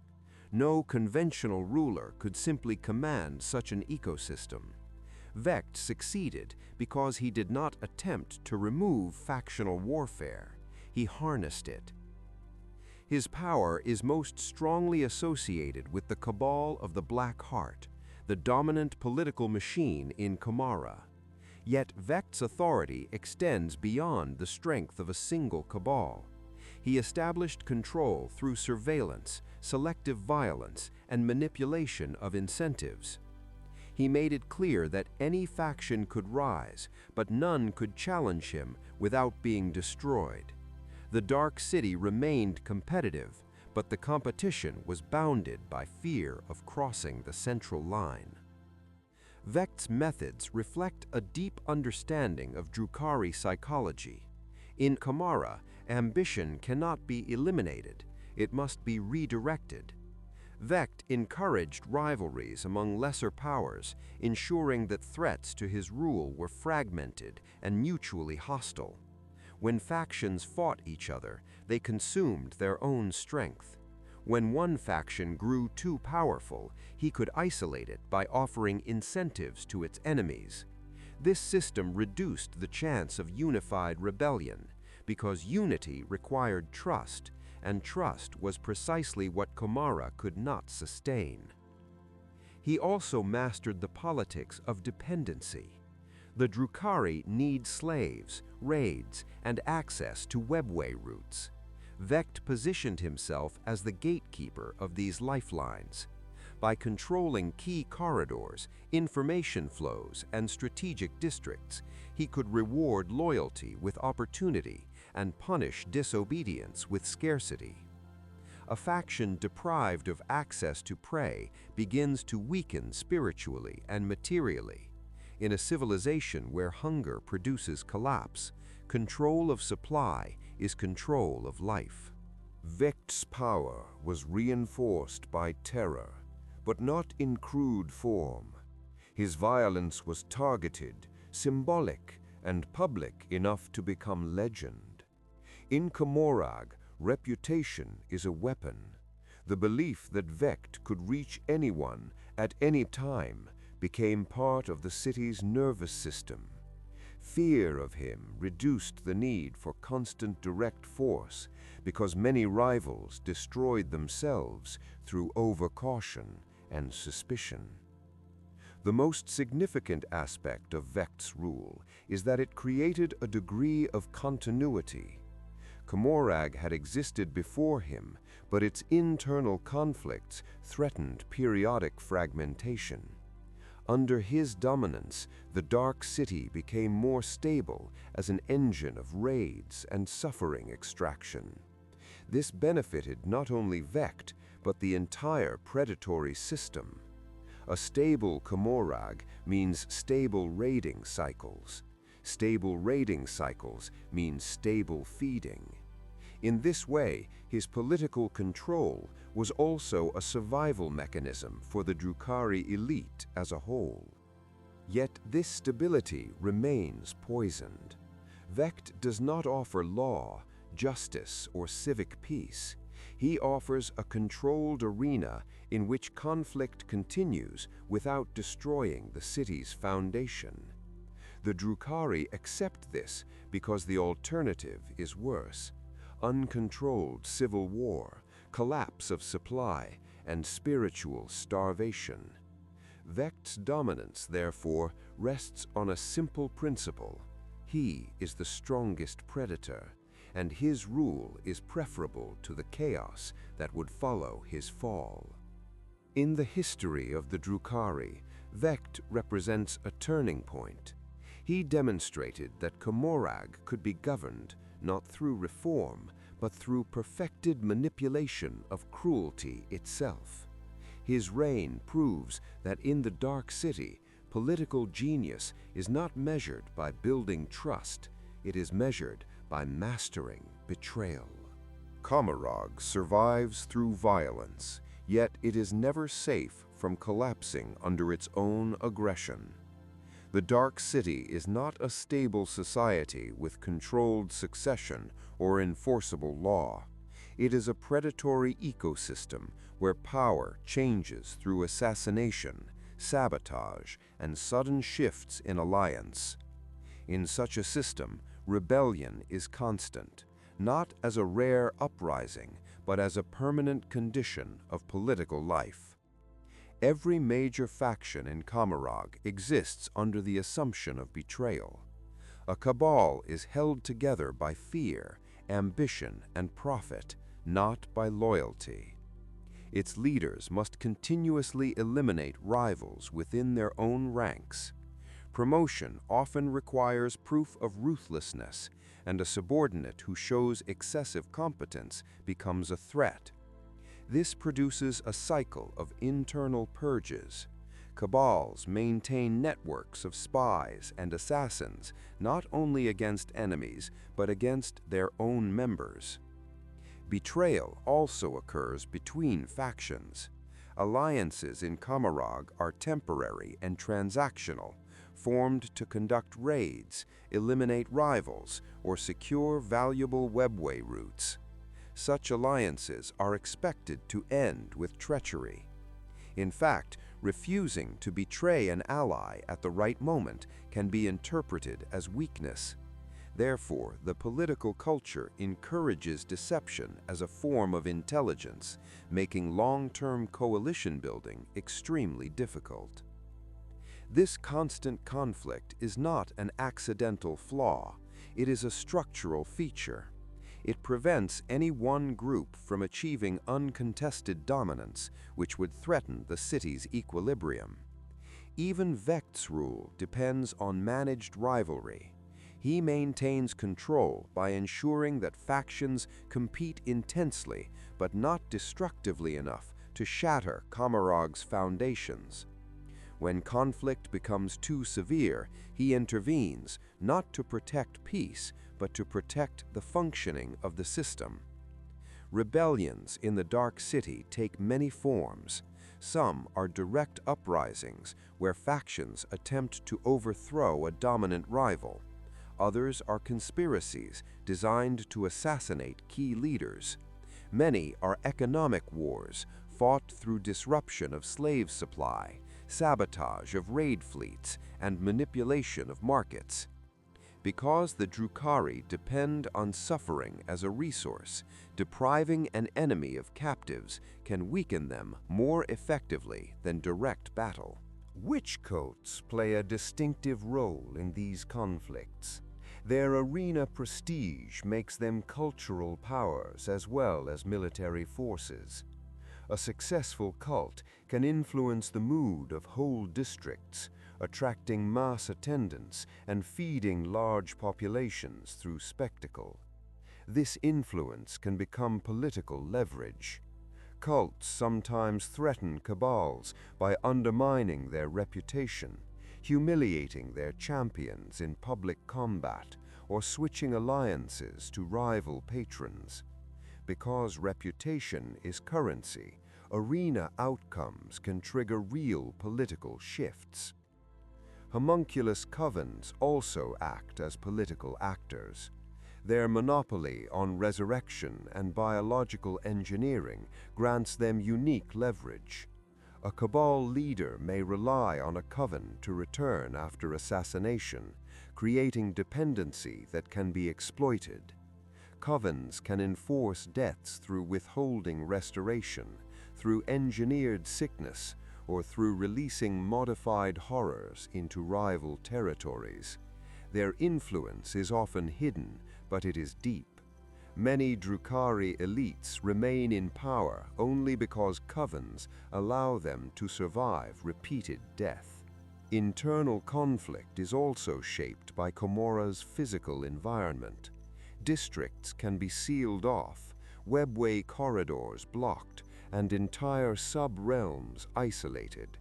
A faction may cut rivals from trade routes or trap enemies in hostile zones. Ambushes are not restricted to streets, but occur in gates and passage nodes. Warfare in Commorragh often resembles hunting in a maze, where geography itself is a weapon. Periodically, conflicts escalate into major crises. When large factions collide, thousands can die in open violence. Such events can destabilize the city's supply system, reducing raids and increasing hunger. In those moments, Drukhari desperation intensifies cruelty. Slaves are consumed faster, victims are tortured more aggressively, and raids become more frequent. This cycle creates a feedback loop where internal conflict and external predation reinforce each other. Vect's role in these rebellions is central. His rule does not eliminate opposition, it controls its outcome. When conspiracies emerge, he often allows them to develop long enough to identify all participants. He then destroys them with decisive force, turning rebellion into demonstration. This method strengthens his authority by reminding Commorragh that ambition is tolerated only within his limits. Rebellion becomes not a threat to his rule, but a recurring ritual that reinforces it. Yet Commorragh remains vulnerable to the nature of its own society. The Drukhari cannot build enduring institutions because such institutions require trust. Without trust, stability depends on the continuous dominance of top predators and the constant renewal of fear. This makes betrayal inevitable. Every strong faction eventually becomes a target, and every victory plants the seeds of future revenge. Thus, internal conflict is not simply background violence. It is the engine that keeps Drukhari society sharp, paranoid, and brutal. It ensures that every Drukhari is trained by experience to distrust, to strike first, and to treat others as potential prey. Commorragh endures because it has transformed civil war into normal governance and rebellion into the constant test through which power proves itself. In Drukhari society, violence is not only inflicted with weapons, it is engineered. The Haemonculi represent the most distinctive and disturbing form of Drukhari power, mastery over living flesh. While Kabals dominate through raids and political manipulation, and Wych Cults dominate through spectacle, The Haemonculi dominate through control of biology. Their craft shapes the city's survival, its military capacity, and even its relationship with death.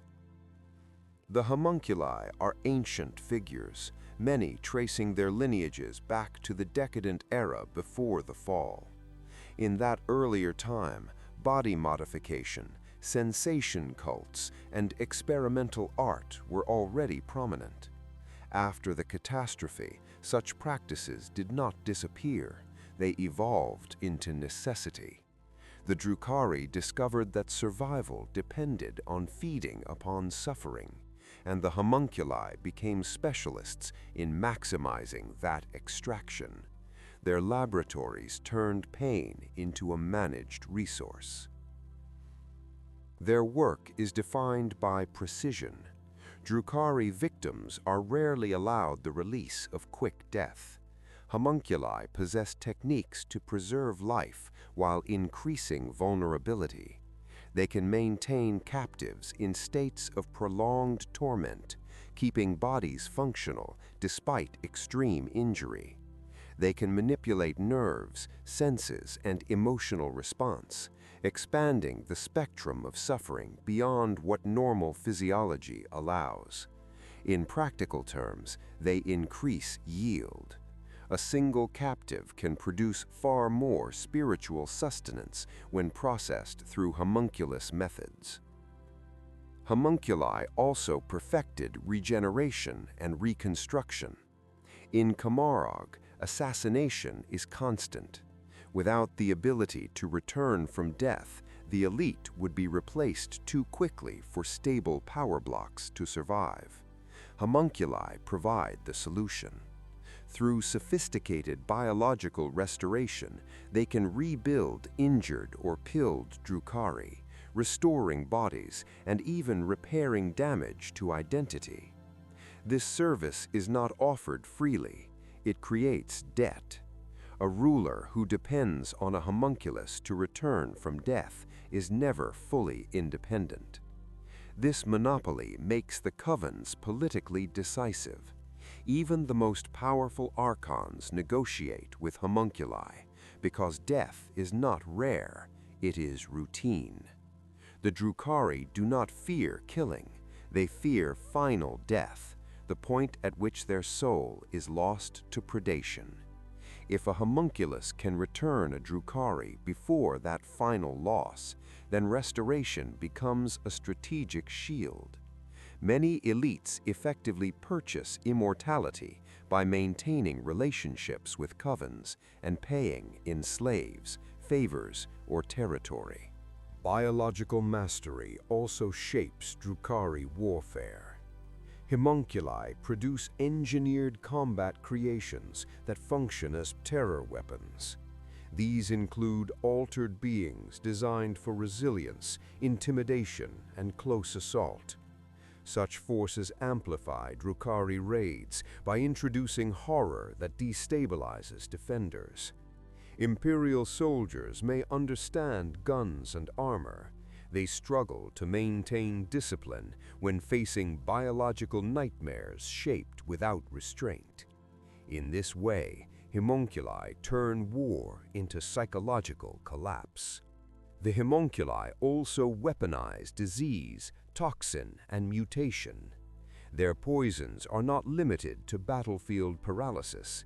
They include agents that deform bodies, consume organs, or destroy minds while preserving awareness.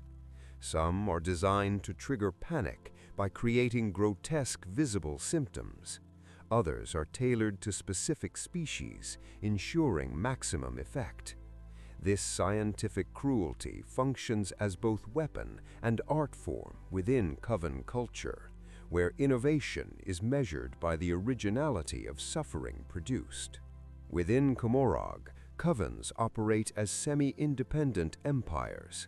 Their workshops are fortified and hidden, filled with captives and biological projects.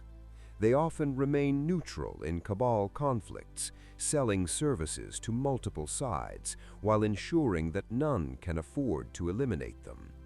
This neutrality is strategic. A coven's power increases when rivals depend on it equally. If one faction gained exclusive access to resurrection and fleshcraft, balance would collapse. Haemonculi therefore maintain influence by distributing dependence. Their culture is shaped by longevity. Many Haemonculi are extremely old, surviving through cycles of reconstruction and replacement. Over time, this creates a mindset detached from conventional emotion. They view bodies as temporary structures and identity as something malleable. This perspective reinforces the Drukhari belief that meaning is not found in morality, but in control over life itself. To a Haemonculus, existence is raw material. This mastery also affects Drukhari concepts of punishment and status. In many societies, execution ends conflict. In Commorragh, a Haemonculus can transform punishment into permanent demonstration. A defeated rival can be reshaped into an object, an instrument, or a living monument to humiliation. Such acts are not only cruelty, they are political messaging. They warn others that loss does not mean death, it means transformation into prey. The Haemonculi therefore occupy a central place in Drukhari history. They enable the Dark City to sustain itself through prolonged extraction of suffering. They allow the elite to survive assassination and extend life beyond normal limits. They provide biological weapons that amplify terror warfare. And they reshape the meaning of flesh, making life itself a tool in the Drukhari economy. In a civilization built on predation, the Haemonculi represent the deepest form of dominance, the ability to determine what a body is, what pain can become, and whether death is an ending or merely another stage of exploitation. The Drukhari exist in permanent proximity to chaos, yet they are not servants of it. Their history is shaped by a paradox. They live because they fled the fall into the Webway, but they remain spiritually bound to the predator born from that catastrophe. Slaanesh is not an abstract enemy to them. It is the primary existential threat, the force that consumes Eldar souls and drains Drukhari vitality. This creates a relationship with chaos defined not by worship, but by fear, avoidance, and opportunistic violence. Unlike many species and factions that fall under chaos influence through ideology or desperation, the Drukhari understand chaos with intimate clarity. They remember what created it. Their cultural memory is built around the truth that unchecked excess produced Slaanesh, and that devotion to the warp is ultimately suicidal. As a result, Drukhari society generally rejects the idea of religious submission to chaos. In Commorragh, worship is not only contemptible, it is dangerous, because attention from chaos is attention from predation. Yet the Drukhari cannot fully isolate themselves. The Webway is not perfectly sealed. It is damaged, ancient, and partially eroded by the same forces that reshaped the galaxy after the fall. Warp breaches occur, corridors become unstable, and hidden passages can open into tainted regions. Demonic intrusions therefore represent an ongoing security threat to the Dark City. Unlike Realspace empires, Commorragh cannot raise planetary shields. It must rely on gate control, corridor fortification, and rapid extermination whenever chaos breaks through. These incursions have shaped Drukhari military practice. Demons cannot be enslaved as captives in a useful way, and their presence threatens the entire city. Therefore, Drukhari response to demonic intrusion is unusually decisive. rival factions that would normally attack each other may temporarily coordinate to purge a breach. This is not unity, it is self-preservation. Chaos threatens the infrastructure that sustains all Drukhari life, and even Vect's political order depends on the Webway remaining functional. Drukhari interactions with chaos also appear in their raiding behavior. They sometimes strike chaos-held worlds, not out of moral opposition, but because such targets can yield resources, slaves from surviving populations, or strategic benefit. They may also raid cults and warbands to capture artifacts, prisoners, or information. Yet these raids are conducted cautiously. Chaos corruption is contagious in the broader sense of destabilizing reality, and Drukhari forces prefer prey that does not fight like a supernatural infection. The Drukhari also recognize that chaos represents competition. Chaos feeds on suffering and fear, and so do the Drukhari. In this sense, they operate in overlapping territory of predation. However, the Drukhari believe their predation is controlled and profitable, while chaos is destructive and indiscriminate. To them, chaos does not harvest, it consumes. Where the Drukhari exploit victims for long-term yield, chaos often destroys the very resource base through uncontrolled slaughter and corruption. Despite this hostility, Commorragh is not entirely free of chaos influence. Individual Drukhari sometimes experiment with forbidden warp practices, seeking power through reckless methods. Such figures are viewed as threats, and they often become targets for assassination or public destruction. The city does not tolerate behavior that risks attracting greater warp attention. Vect's regime in particular has strong incentive to eliminate any cult activity that might compromise the stability of the Dark City. The Haemonculi also play a role in this relationship. Their biology-based science allows them to study and counter certain forms of corruption without relying on warp-aligned ritual. They develop methods of containment, engineered resilience, and defensive measures against demonic threats. Their perspective is clinical. Chaos is not sacred to them. It is a hazard to dissect and weaponize when possible. Yet even Haemonculi understand limits. Some forces cannot be controlled safely, and miscalculation can cause catastrophic breach events. For the Drukhari, the ultimate truth is that chaos is the shadow of their own history. Slaanesh is proof of what the Eldar became, and also what they can never afford to become again. This produces a culture that treats chaos not as an ally, but as a predator at the edge of perception. The Drukhari do not fight chaos for virtue, they fight it because survival requires distance. Thus, Drukhari interaction with chaos is defined by a cold strategic line: avoid attention, exterminate intrusion, exploit opportunities when safe. Above all, prevent any reality in which the Dark City becomes exposed to the full hunger of the warp. Their cruelty may resemble the nightmares of chaos, but their goal is different. Not submission to madness, but the continued existence of a civilization that feeds on suffering to deny extinction. The Drukhari do not fight the Imperium as a rival empire seeking territory. They fight it as hunters exploit a vast herd. Over millennia, their raids have become one of the Imperium's most persistent and difficult to predict threats. The Drukhari do not require strategic victory in the conventional sense.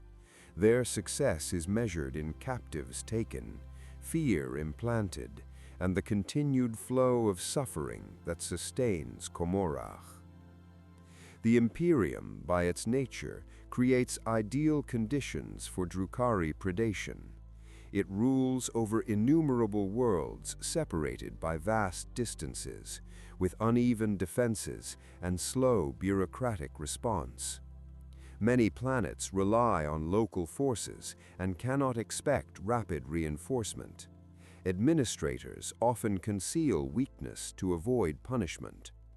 This fragmentation means that even if the Imperium recognizes the Drukhari threat, it struggles to coordinate consistent defense across the scale required.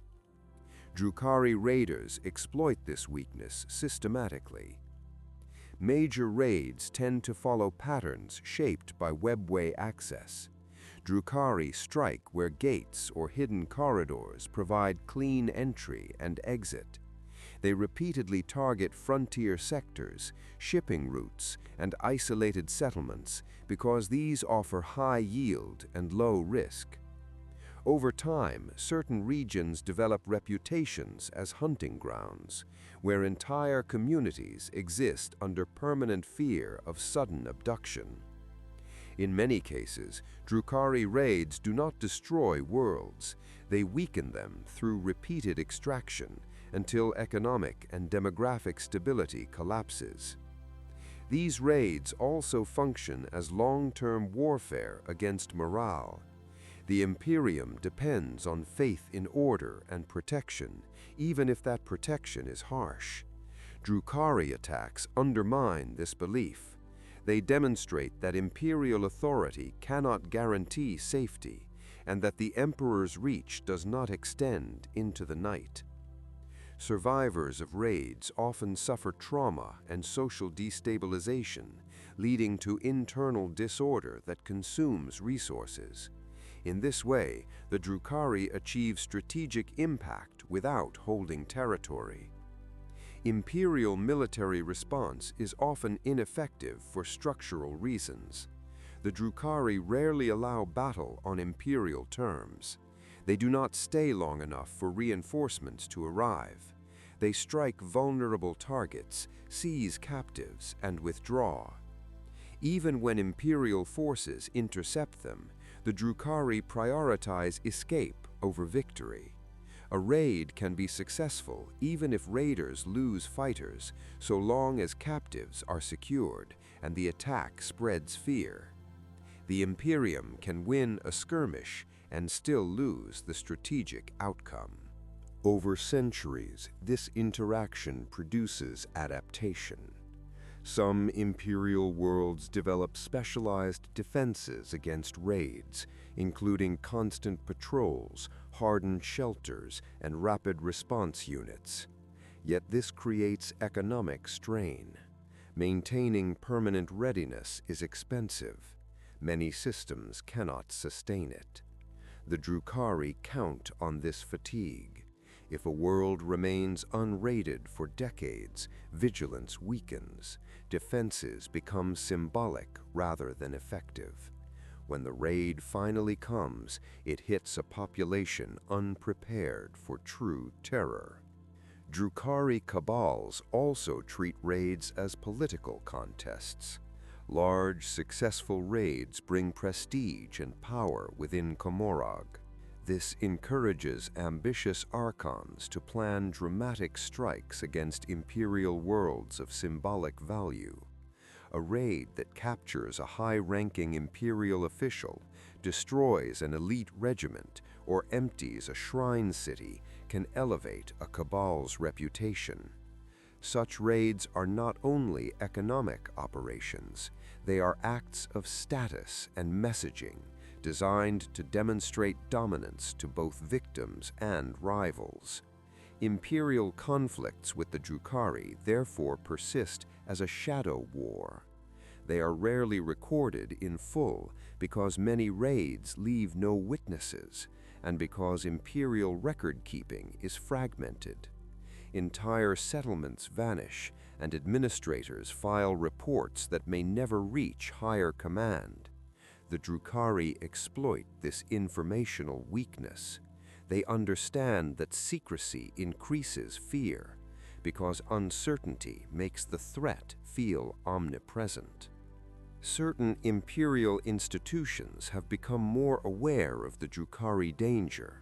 Specialized forces, particularly within the Inquisition and elite military units, have studied raid patterns and Webway traces. Yet even these efforts face limits. The Webway cannot be mapped reliably by Imperial technology, and pursuing Drukhari into it often results in disaster. The Imperium's conventional strength, massed force, and long campaigns is poorly suited to an enemy that refuses battle and disappears into hidden corridors. The long-term consequence is a persistent drain on Imperial frontier stability.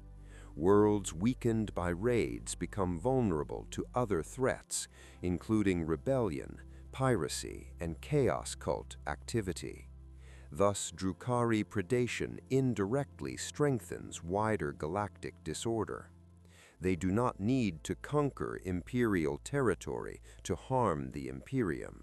They can simply carve pieces from its population, leaving wounds that never heal. In this sense, the Drukhari are a permanent strategic irritant to the Imperium, yet far more dangerous than the term suggests. They are not raiders in the small sense. They are an organized civilization using the Imperium as a renewable resource pool. Their conflict is not measured in campaigns won, but in the cumulative terror of generations who learn that disappearance is possible at any moment. This is how the Drukhari wage war, not to defeat the Imperium, but to feed upon it until the galaxy itself becomes a landscape shaped by fear. In the current era, the Drukhari remain one of the most stable predators in a galaxy increasingly defined by collapse. Empires fracture, warp storms expand, and conventional frontiers dissolve into perpetual war. Yet Commorragh endures. The Drukhari are not resistant to chaos because they are peaceful or united, but because their civilization was built to survive instability. They were shaped by catastrophe, and their core institutions function best in disorder. The modern galaxy provides both challenge and opportunity. Increased warp turbulence affects the Webway, creating more breaches, unstable corridors, and dangerous distortions. This threatens Commorragh's internal security and complicates access to certain raiding routes. However, these same conditions weaken the defenses of other powers. Isolated worlds lose contact with central authority. Naval patrols become irregular. Refugee movements increase. All of these conditions create prey. The Drukhari thrive when others cannot coordinate defense. Internally, Commorragh remains politically volatile. Cabals rise and fall, alliances shift, and power struggles never end. Yet the basic structure continues. Factions compete in a controlled ecosystem, and large-scale collapse is avoided through deterrence and manipulation. Vect's influence remains central to this continuity.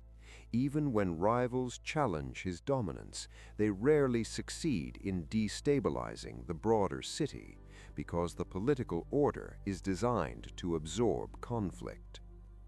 Wych cults in the modern era continue to expand their cultural influence.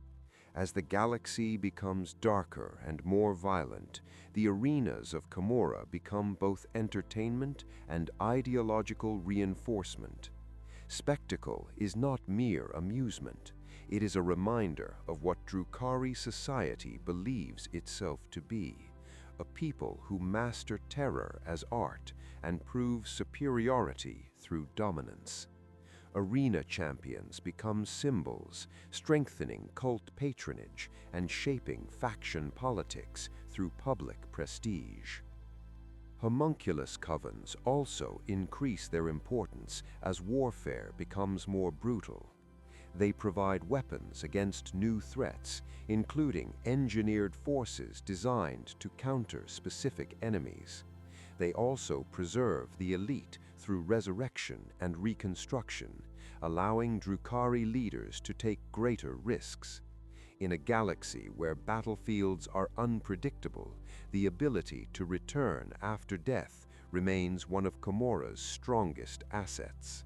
The fractured galaxy also intensifies Drukhari raiding patterns.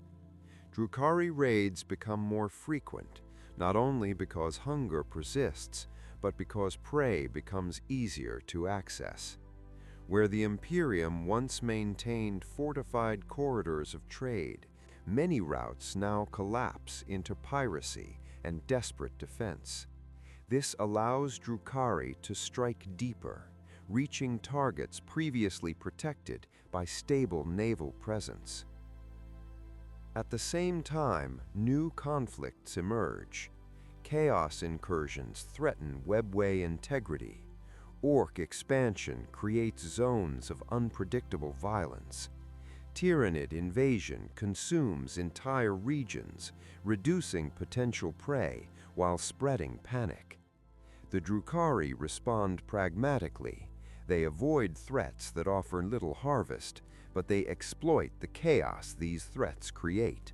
A planet under siege is vulnerable. A system evacuated in panic creates isolated refugees. Drukhari raids often target the margins of larger wars, harvesting captives from those already weakened by conflict. Relations with other Eldar factions remain complex. Craftworld Eldar often treat the Drukhari as parasites, yet strategic necessity sometimes forces limited interaction. The shared threat of chaos and the survival of Eldar influence certain decisions, yet moral and cultural division remains too deep for lasting unity. Harlequins continue to operate as unpredictable intermediaries, shaping Webway access and enforcing hidden priorities that Drukhari cannot fully control. In modern times, the Drukhari also demonstrate adaptability in trade and diplomacy with non-Eldar factions. They occasionally negotiate with outsiders, exchange captives for resources, or use proxy agents to manipulate events in Realspace. These deals are never equal. They are traps meant to exploit weakness. Yet they show that the Drukhari are not isolated primitives. They are calculating actors capable of using diplomacy as another weapon. The key point is that Commorragh's survival strategy aligns with the condition of the galaxy. The Drukhari are not threatened by disorder in the same way other empires are. Disorder is their environment. They do not rely on stable borders, public trust, or economic welfare. Their economy is extraction. Their politics are violence management. Their warfare is predation. A galaxy in decline becomes a galaxy where prey is abundant and fear is easy to cultivate. Thus, the modern Drukhari are not simply remnants of a fallen civilization. They are evolved predator culture, thriving within decay. The fractured galaxy does not weaken them in proportion to others. It strengthens their relevance. Their raids become more effective because the victims are less protected, and their society remains functional because it never required stability to begin with. In this era, the Drukhari stand as proof that some forces do not collapse when the galaxy collapses. Some forces feed on the collapse itself. The Drukhari occupy a unique place in galactic history because they represent not an external invader, but a civilization that survived its own apocalypse by transforming predation into structure. Their existence is not an accident of geography or chance survival. It is the result of deliberate adaptation to spiritual catastrophe. In the long narrative of the galaxy, the Drukhari stand as a case study in how a society can preserve itself by abandoning every restraint that once defined it as civilized. Their origin in the ancient Eldar Empire is essential. The Drukhari are not separate from Eldar history. They are the continuation of its darkest trajectory, the inheritors of pre-fall decadence who refused the path of discipline. Where Craftworld Eldar sought control, the Drukhari sought extraction. Where others tried to deny desire, the Drukhari refined it into a weapon. Their survival choice produced a civilization that depends on the suffering of outsiders as a renewable resource. This predatory structure makes them permanent. Unlike armies that require territory, the Drukhari require only access. They do not build borders, they exploit the weakness of others and withdraw.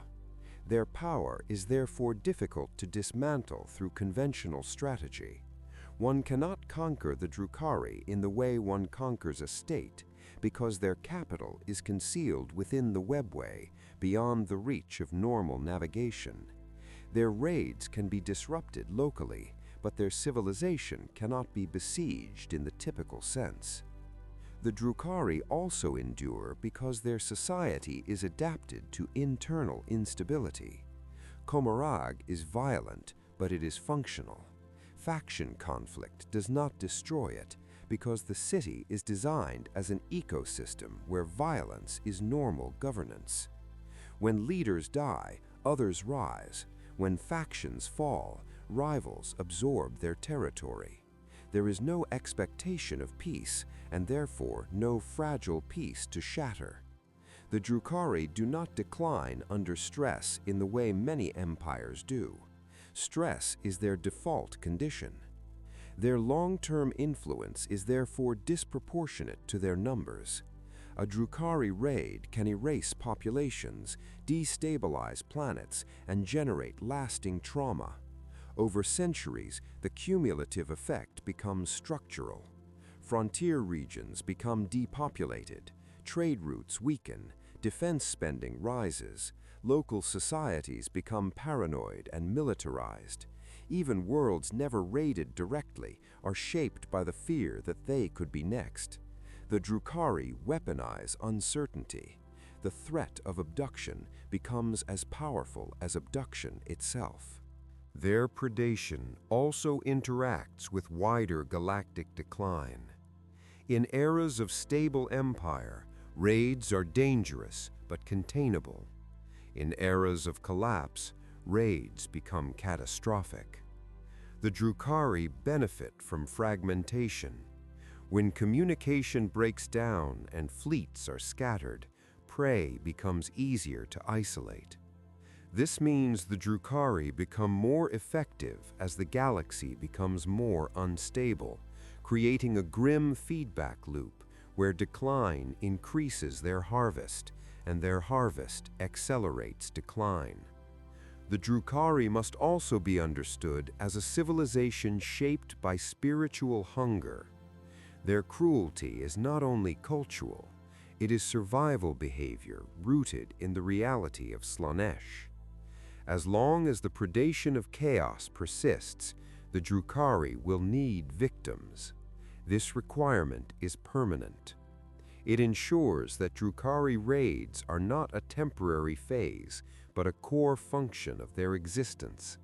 Their society cannot evolve toward peaceful coexistence without abandoning its mechanism of survival. Yet within this brutality lies their historical meaning. The Drukhari are proof that civilization does not always progress toward restraint. Under certain pressures, it can progress toward refined exploitation. In their culture, pain becomes economy, terror becomes warfare, and life becomes raw material. They demonstrate that intelligence and sophistication do not guarantee morality.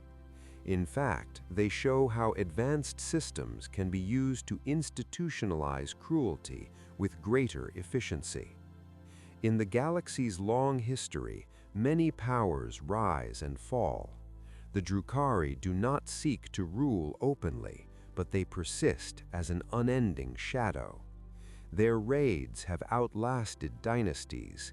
Their city has endured disasters that shattered empires. Their survival strategy makes them less visible than conquerors, but not less consequential. They are a permanent predatory force, feeding on fear and suffering as others struggle to defend fragile lives and fragile worlds. The ultimate legacy of the Drukhari is therefore not merely horror, it is continuity.